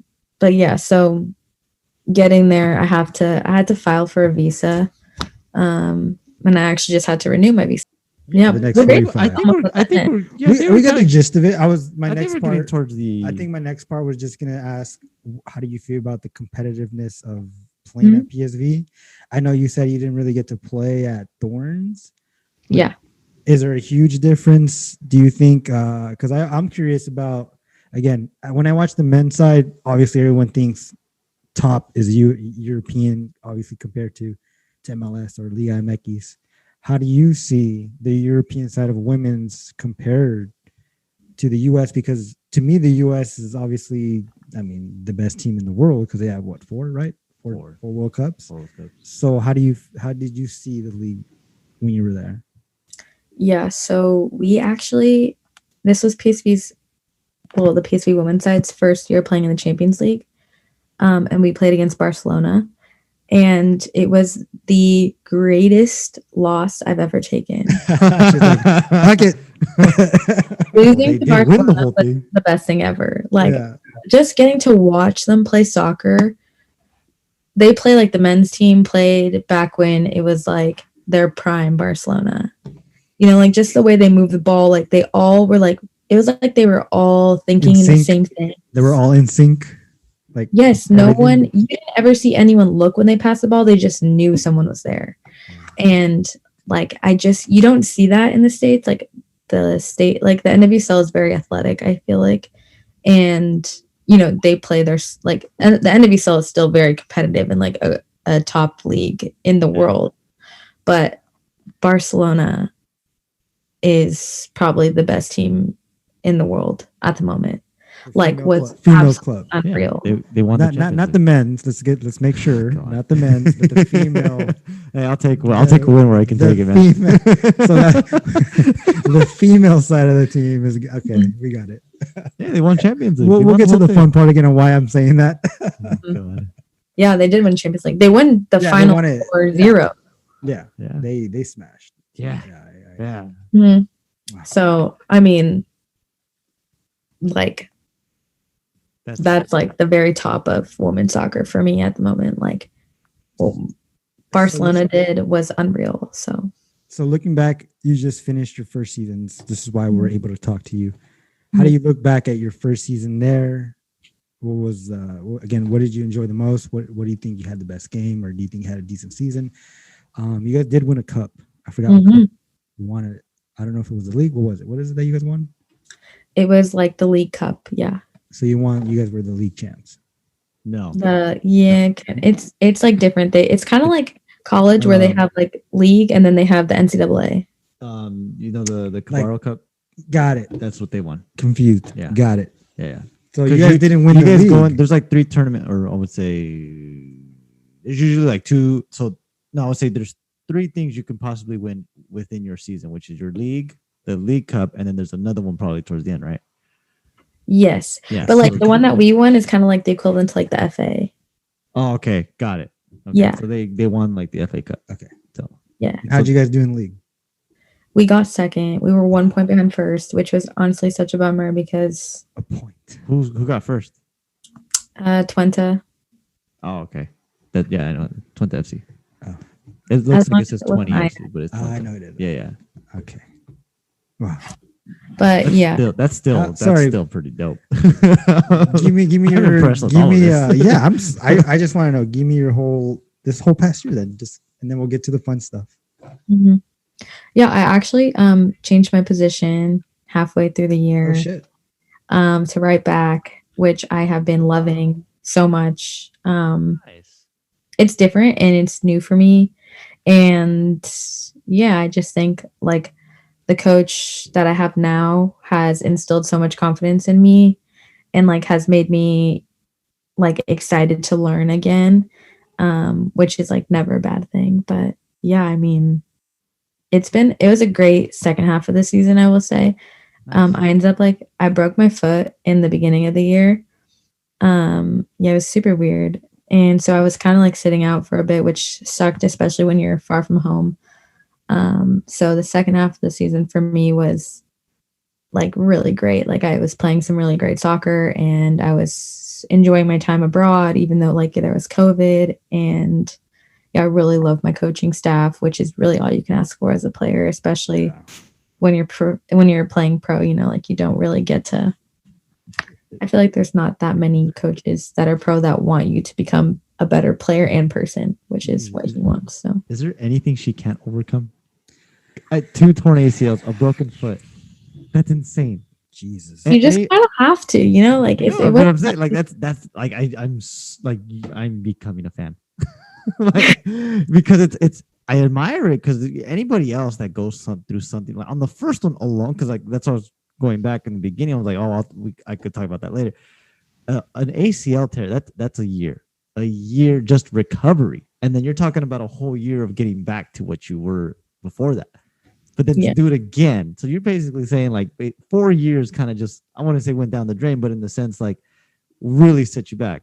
A broken foot, which is literally what you need the entire time. You could break a finger or whatever in a wrist, and you can still play. But a broken foot, again, that's another process of being healed. And then you can't run, so you're out of shape. So then you got to come back into shape. My God, this is amazing.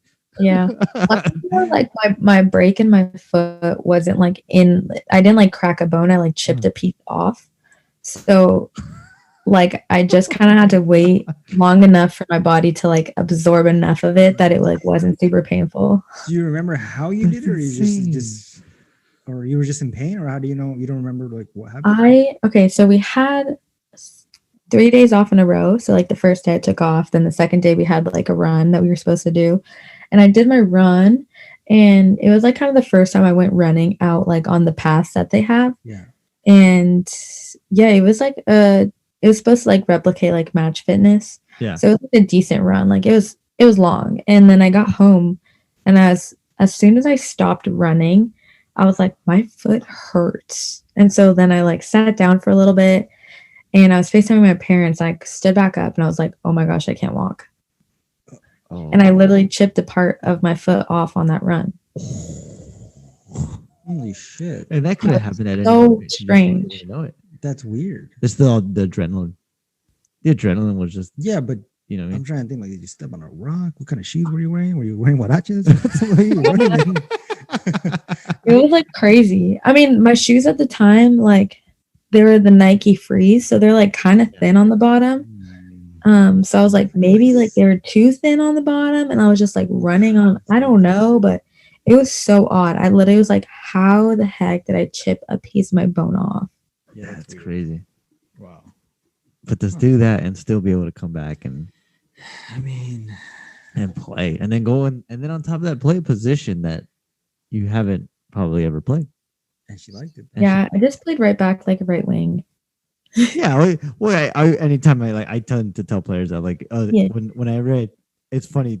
It's always the funniest thing when I tell like a kid playing a certain position to play a little bit higher. They just like have eyes of like, oh my god, they just saw a ghost. It's like it's the same thing, buddy. You just have to run a little bit further. It's like that's the only difference. 20 more yards that Yeah, way. just 20 more yards that way, but this time you actually have to come all the way back.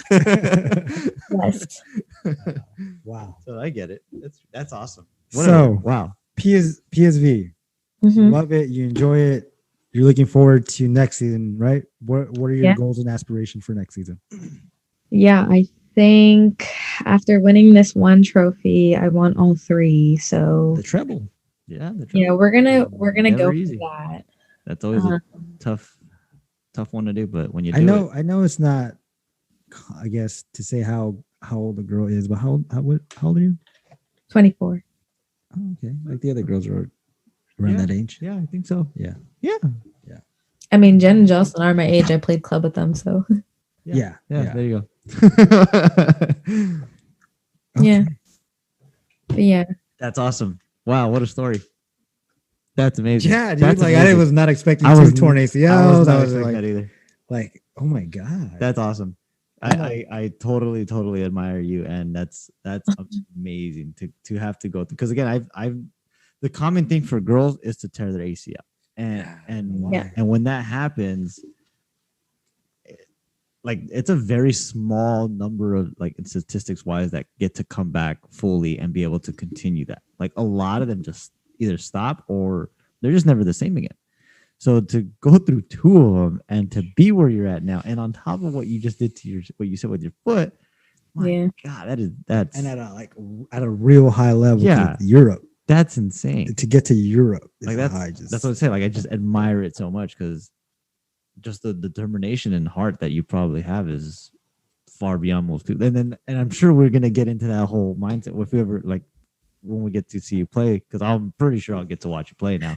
And to see you, I'm gonna be like, that girl needs to be on the national team. I'm gonna say like, somebody needs to see this. Somebody needs to see her. So can you play for either national team yet, or you already have your cap at US?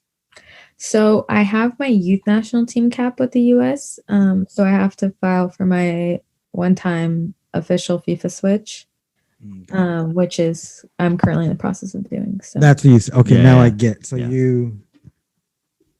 we'll see you in Mexico playing then, not? that's the plan. So Nice. So far, I know like 2 girls on the team. I'm just excited to know somebody from PSV. I know. Right? to have Yeah, to no, talk to somebody from really, PSV. That's Again, insane. going back to the DM, I was like, oh my god, oh my god, oh my god, oh my god. I'll have to send you guys a kit. I have some extras. Oh, that would be amazing. We're fans. We're watching. That's it. We're in. That would be amazing if you said that. in. I You know will- what? I will hang that on my I'm gonna say this wall. right now. If the other girls are watching, I'm sorry, but she's the favorite. She's sending us kits. And she's gonna send us a kit. All the other girls, I don't know. Y'all didn't send If us you kits. send us one, I will hang it up on my wall. At least just one. We can put something in the fucking back. Oh yeah, we need Like, something in 'cause the our background. back is so plain right now. Yeah. We gotta put. Yeah, you guys should get some kits up there. right. Well, we're working on it. we're gonna work. We're on gonna that. get one. Put it we'll this put- way: you get us one, We'll put it in the back. we'll put it on the back, and we'll have it up there framed and everything. Yeah. And then We we would like. definitely. And then I'll love be like, Jocelyn, where you at? that. Jen, where you at? Josh probably had like 100 kits. You could Yeah, definitely. I just saw her. I just saw her Instagram earlier. Some guy was wearing one that she signed. I was about to be like, "Where's mine? What? What? Yeah, so we gotta get the details for that after this because we definitely that would be amazing. Just That'd be send really that amazing. Dope. Done. All right. We're in. She's our favorite. I know. All right. I mean, is that mostly the I think story? it's kind of the We can get to the fun stuff. Yeah, Yeah, that's time. pretty much we got it. time. It's about So we're gonna basically, be more than what we. We're more than 10 basically minutes. we're gonna get into the fun stuff where it kind of like ends the whole podcast. So what? It's basically like rapid fire. Okay, let me do mine, and then I mean it's kind of a rapid. Whoa, what happened? Can you see us? Yep. Okay, you got to give me real quick. You got to give me two people that you admire the most. Try to pick celebrities or athletes. No one that's close to your family. Just somebody that you like really look up to, but they have to be two figures. Okay, I'm gonna go with Mal Pugh and Dansby Swanson. Okay, now Mal Pugh and what was the other name? Dansby Swanson. Dan Dansby. Dansby. Did I say that right? Yep, Swanson. Mal and Dansby. Okay, real quick. You're going into the ocean, Yes. right? You're on a canoe. On one side, you see Mal, and the other side, you see Dansby. Who do you pick up to go on that canoe? Because you can only pick up one. Mal. Go back to. Oh shit! That was quick. That was fast. That was the fastest out of all of them, dude. Use your phone. I have matching tattoos with her, so it's kind of an obligated pick. Oh, well, that was a good pick. I told all the girls this, and it took a while. They had their own. Okay, that was one. Now, my favorite question that I ask every soccer player, every footballer, Messi or Ronaldo, Messi. and why? Why? A quick why? Like just like the way he plays, like the ball never leaves his foot, but it still moves. So it's like stuck, but it's magic. He's magical. Okay. Anyways, I'm not a Messi fan. She said I'm a the magic Cristiano fan. word. So what are you at now? magical. How many are you at? How many I think are we it's tied? 4-3 or 3-3. Four It should or be 3-3? 4-3 or 3-3. Whatever. It's one or the other. Because I can't remember how many. Because I know half of Danny said it, and then I think two of the girls said it, and then Jocelyn said Chris. yeah, and I think the other. Jocelyn Eva. said Ronaldo. Yeah, I I think think so. so. If I remember. No. Sorry. She didn't. I was explaining to her why she should pick Ronaldo. Oh, okay. She didn't. She picked Messi. I think Okay. Eva didn't really have anything because she doesn't watch it. So she Oh, just said yeah, she yeah. just said Cristiano because of her Because of her boyfriend. boyfriend. Yeah, there you go. Yeah. But anyways, who cares about Messi? My brother's a big Ronaldo fan, so we have this. It's flashing. I could see that It's flashing, man. clearly. All right, here we go. I'll do it this way. There you There. go. Okay, ready? Oh, there it is. Yep. All right, here we go. It's got to be fast. Okay, Fast. just first thing that pops in your head. All right, texting or talking? Texting. Favorite day of the week? Tuesday. A city or what state would you want to visit in the U.S.? Portland or Oregon. Okay. Name a country you most want to see travel to. Spain. Nickname your parents used to call you. Ani. Last song you listened to. I don't know. Bloody Valentine, I think, by MGK. Oh, Bad Bunny or J Balvin? Bad Bunny. would you rather speak every language in the world or be able to talk to animals? Every language in the world. Favorite holiday. Christmas. How long does it take you to get ready? 5 minutes. What? Jocelyn said 2 hours.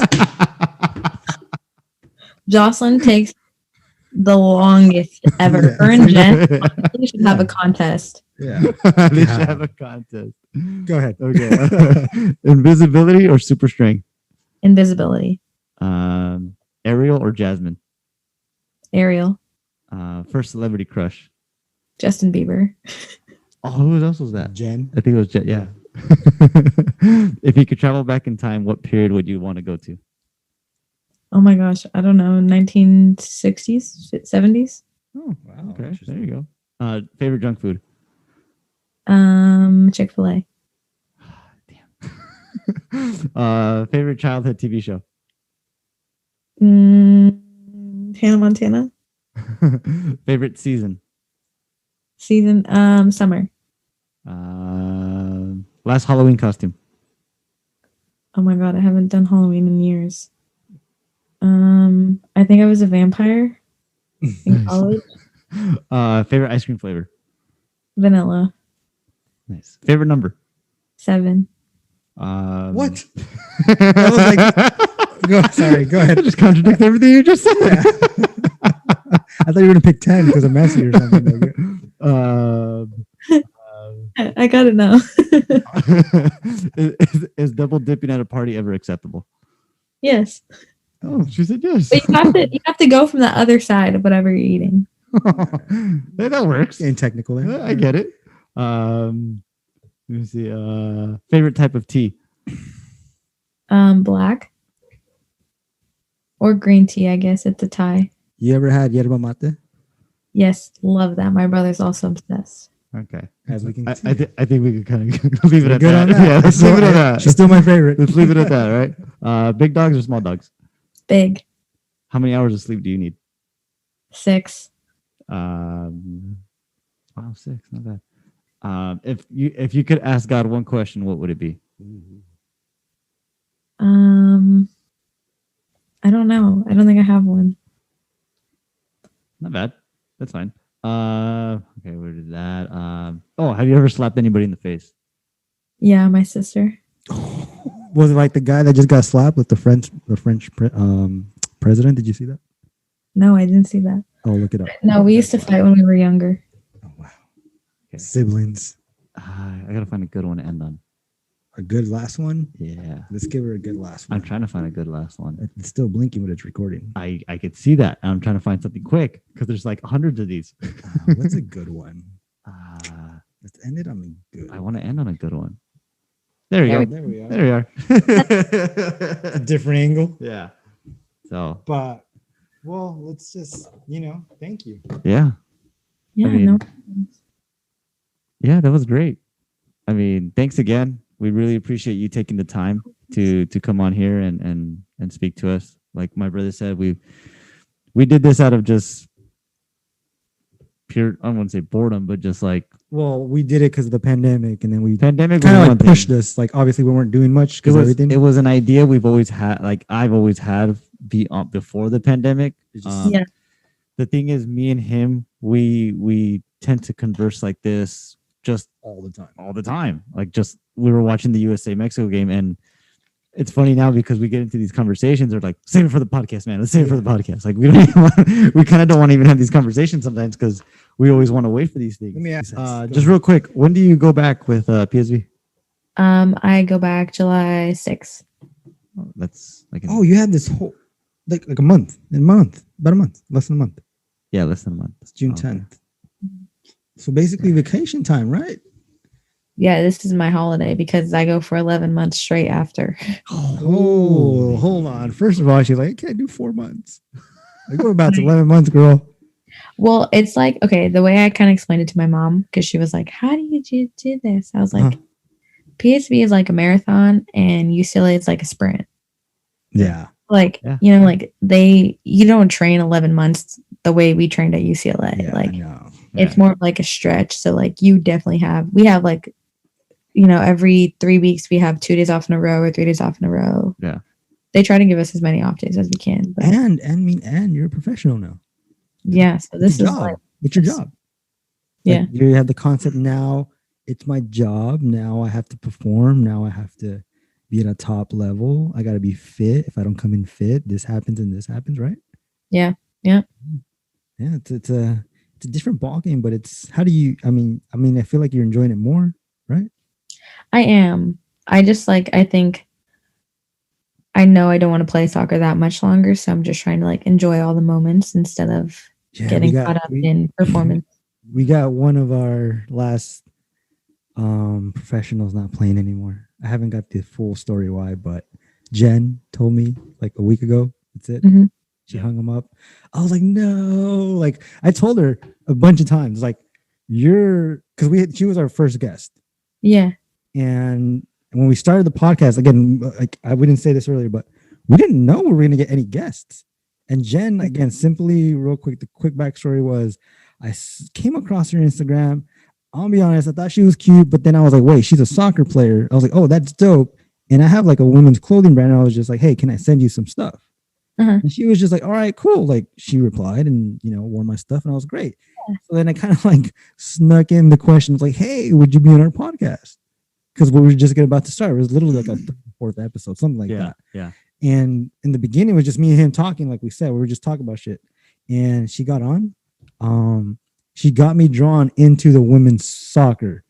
Yeah. I knew about it, U.S. soccer. I knew about it, but I tell her all the time, I was like, no, you're like literally the reason why I got into depth. I watched almost every game. I watched even your guys' YouTube channel on the club. And then when we got to talk to Jocelyn and the other girls, I was just like, she actually helped me become an actual fan of the sport than just like seeing it from afar like I used to. Now, like I said, talked a lot about her retirement and stuff. So yeah, I saw that you guys did a little quick thing with the America. You had a like I think it was you, right? Yeah. Jen and Jen and I have been really good friends for almost 10 years now, but yeah, she just has like some other stuff she wants to do with life and had opportunities she couldn't pass up. So which I think is great. I told her quick text here and there. I was like, look, you have a potential to do a lot more than just soccer. And I think she may have figured out. I haven't had the full story to talk to her. Hopefully I get the chance to. But yeah, she was the reason why we got drawn into this. And like I think it was that little episode that you had with America was when like I was like, wait, who are they talking to? This is this girl from and I think that's when I looked you up and I was trying and again, like I said, I got just drawn into the sport of the women's side. And again, I'm enjoying the podcast. I'm enjoying speaking to girls like you and hearing the stories because it's a lot different. I told one of the other girls that they play with at America, I was like, when I watch them, I feel like I watch somebody that actually know, and I'm like, oh, I'm like really into it, like fucking score, like oh no, like I get into it like I watch Cristiano play, where I'm like, holy shit, no, why did you like? That's how I got into it now when I watch those girls play. So now knowing you, it's gonna be like, oh, I'm a fan, like oh no, don't miss, or like oh you had to, I'm like what the, you know, like we're fans now, so it just makes it more entertaining when you know the people out there. Yeah, and that's how I see it. Because I mean, I like real talk. Like we kind of got to know you in the past 2 hours. Yeah, that's basically what people don't realize. People, it's a podcast. Are you interviewing her? No, like we're just speaking and letting her talk her story and just getting to know this person. Yeah. Like all the girls thought it was going to be like an interview, or like no, just basically think of it as Joe Rogan talking to soccer players, like the two guys. Like that's literally what this whole thing is. You know what I mean? Yeah. So yeah. Yeah, I think we're good. Yeah, you don't want to take up too much of your time. Real quick, where exactly are you going? Where you go to Mexico, right? Manzanillo, yeah. For a whole week? Yep, 1 week vacation. Nice. Do nothing. I'm excited. Nice. You can do nothing anywhere. But okay. Yeah, but I want to lay on a beach and do. Oh, she's like, I want a cocktail in my hand. Just want the ocean. Yep. Nobody disturbing me today. That's awesome. Yes. Wow. Yeah, cool. Are you going with friends or family? No, my family. Yeah. Oh shit! Nice. Oh, yeah. I didn't ask this question too. I know you told me where your parents are from, but what fans are they for Mexican soccer? Yeah, so my mom actually never watches soccer ever, unless we're not playing. Even your games.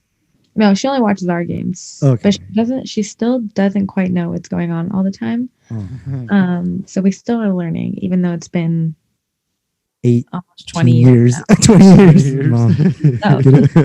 Mom, come on. Yeah, and I think my dad is a Pumas fan. Oh, really? I'd have to ask, but yeah, I think Pumas. But my grandpa was a big America fan, so. Oh, nice. No Chivas fans? No. And they're from Guadalajara? Who's from Guadalajara? My dad's side. Oh. But my grandpa doesn't watch soccer that much on my dad's side.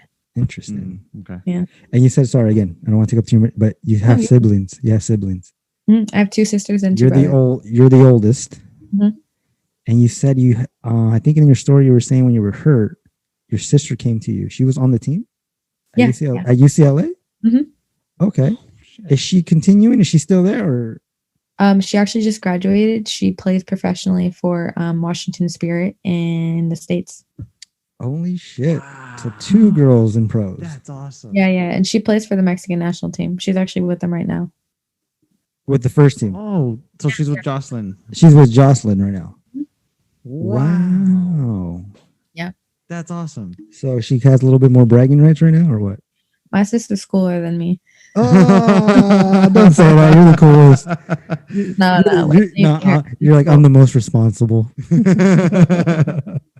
So then you have another one after that. No, I have a brother. Uh-huh. He doesn't play soccer anymore, but he goes to Cal Poly SLO. So he's in college. I think I saw a post. Like you say, there's a sister that's going to play still? Yes, my youngest sister. How old is she? She just graduated high school. 18, She'll be 18 in July. Yeah. And she's going to go continue to play as well? Yeah, and at the University of Portland. Oh, nice. Yeah. Where that played there? Nice. I had a player that played there. Well, then we'll see 3 pros eventually.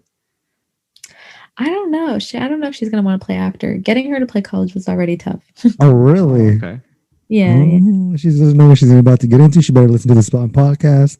She better listen to your story. She's like, I talked a lot. She knows. or she's like, you better tell her how it is. And that's how I am with my younger brother. Yeah. We have a younger brother. Like I said, he's in college. It's sad that so he's in community college and he was getting ready to play his final season. Uh-huh. And then but then COVID. Yeah. So Yeah. the whole year was like, so now he's back into it. They just got back on the pitch for summer practicing. So hopefully he gets into his final season and see where we get to go after that. Yeah. Hopefully somewhere again, guys, I feel it's different. So we're hoping the best for him and we'll see. But yeah. I feel like we can talk forever, but we're not. Yeah. We can. We really can. I feel like you can talk forever as well. So really let's. Oh, I'm a chatter. Yes, absolutely. No, because that's how it was. Who was it? Jocelyn was a chatter too. Jocelyn was a chatter. I think Eva was a chatter. Eva was too. Yeah. We were surprised. With Jocelyn and I FaceTime for like hours, and then we're like, "Oh yeah, we should probably go, huh?" And she's like, "Yeah, I guess." It's like 4 hours. What? Yeah, like so long. Just got her drink. She's like, I just got ready this whole time when we're talking. I've actually done that with her before. Like I was in the Netherlands and she was going somewhere and we were just FaceTiming and it was like 2.5 hours. She's like, okay, I have to go out now. I'm like, what were you doing this whole time? She's like, oh yeah, I was getting ready. I'm like, oh my gosh. I give her so much shit. It's funny. That's funny. She's cool. She's a cool girl. She's cool. Nice. Yeah, we love Jocelyn. Cool. Right. Okay. We appreciate it again. Thank you. Yeah. Thank you again for coming on and taking the time. We truly appreciate this. We try to get as many as we can with people. I need another battery. Yeah, we got to get another battery. That's my fault. We hope you enjoyed the time with us. Yeah, it was great. We try different things. We try to just, like I said, get your story out there, just get to know you and because people, like I said, we have a following. We have people that tend to ask about things. Somewhat of a following. We're getting there. We just started. Not like a massive fun, but just a decent enough where people are like, oh, hey, you should get so-and-so. You should get so-and-so. And then when we post, whoever we get, it's like people get really intrigued on these stories. Because again, everybody's story is different. So we really enjoy, all the ones that we've had. We definitely enjoyed yours. And we're lucky enough to even get to hear it. Because I'm sure not everybody, like I said, not everybody gets to know what you've really gone through and what you had to do to get where you're at. Because like when he told me we have a girl from PSV, I was like, PSV, are you kidding me? Like, this is insane. I would have never, we would have never guessed in our wildest dreams of getting somebody like to even interview, but now someone from one of the clubs that we've followed, or not necessarily followed, but are really aware of in the history of what they've been through, of what they've done. It's like, wow. It's exciting. I'm glad I can be on here. I'm enjoying the stories and the podcast just by hearing it. I'm glad we're able to do this and appreciate everyone that allows us to speak to them. Yeah, thank you guys so much.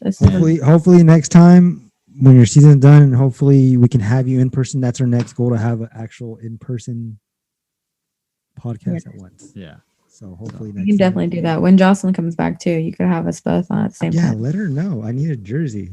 Yeah. We're waiting on that. I'm sending you the address. I have an extra actually, so it's fine. Perfect. 1 or 2? I have one blue one.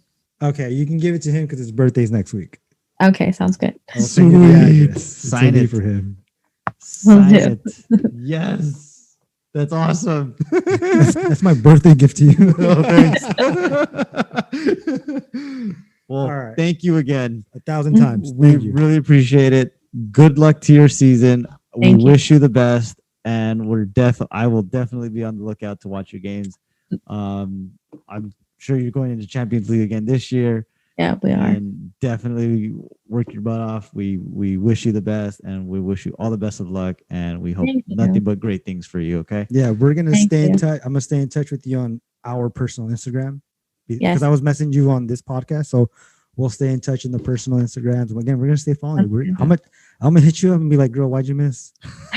I'm like, what'd you do wrong today? Like you could have scored. Yeah. Like I said, that's how it was. Literally, that's how it was with Jen and Jocelyn. And it was like I just felt like I knew them and I could tell. Like I honestly, I feel like they're older brother. I feel like because you guys are younger. I mean, we're a little bit older than all of you, so it feels like that. It feels like I have like a lot of younger sisters that I can watch and be like, oh, that's awesome. Exactly. Yes. The soccer community. There you go. That's what we're trying to build here. There you So, go. Thank you again. Thank We're you gonna send again. you off. All right. Have a good night. Have a good night. Thank you. Good night.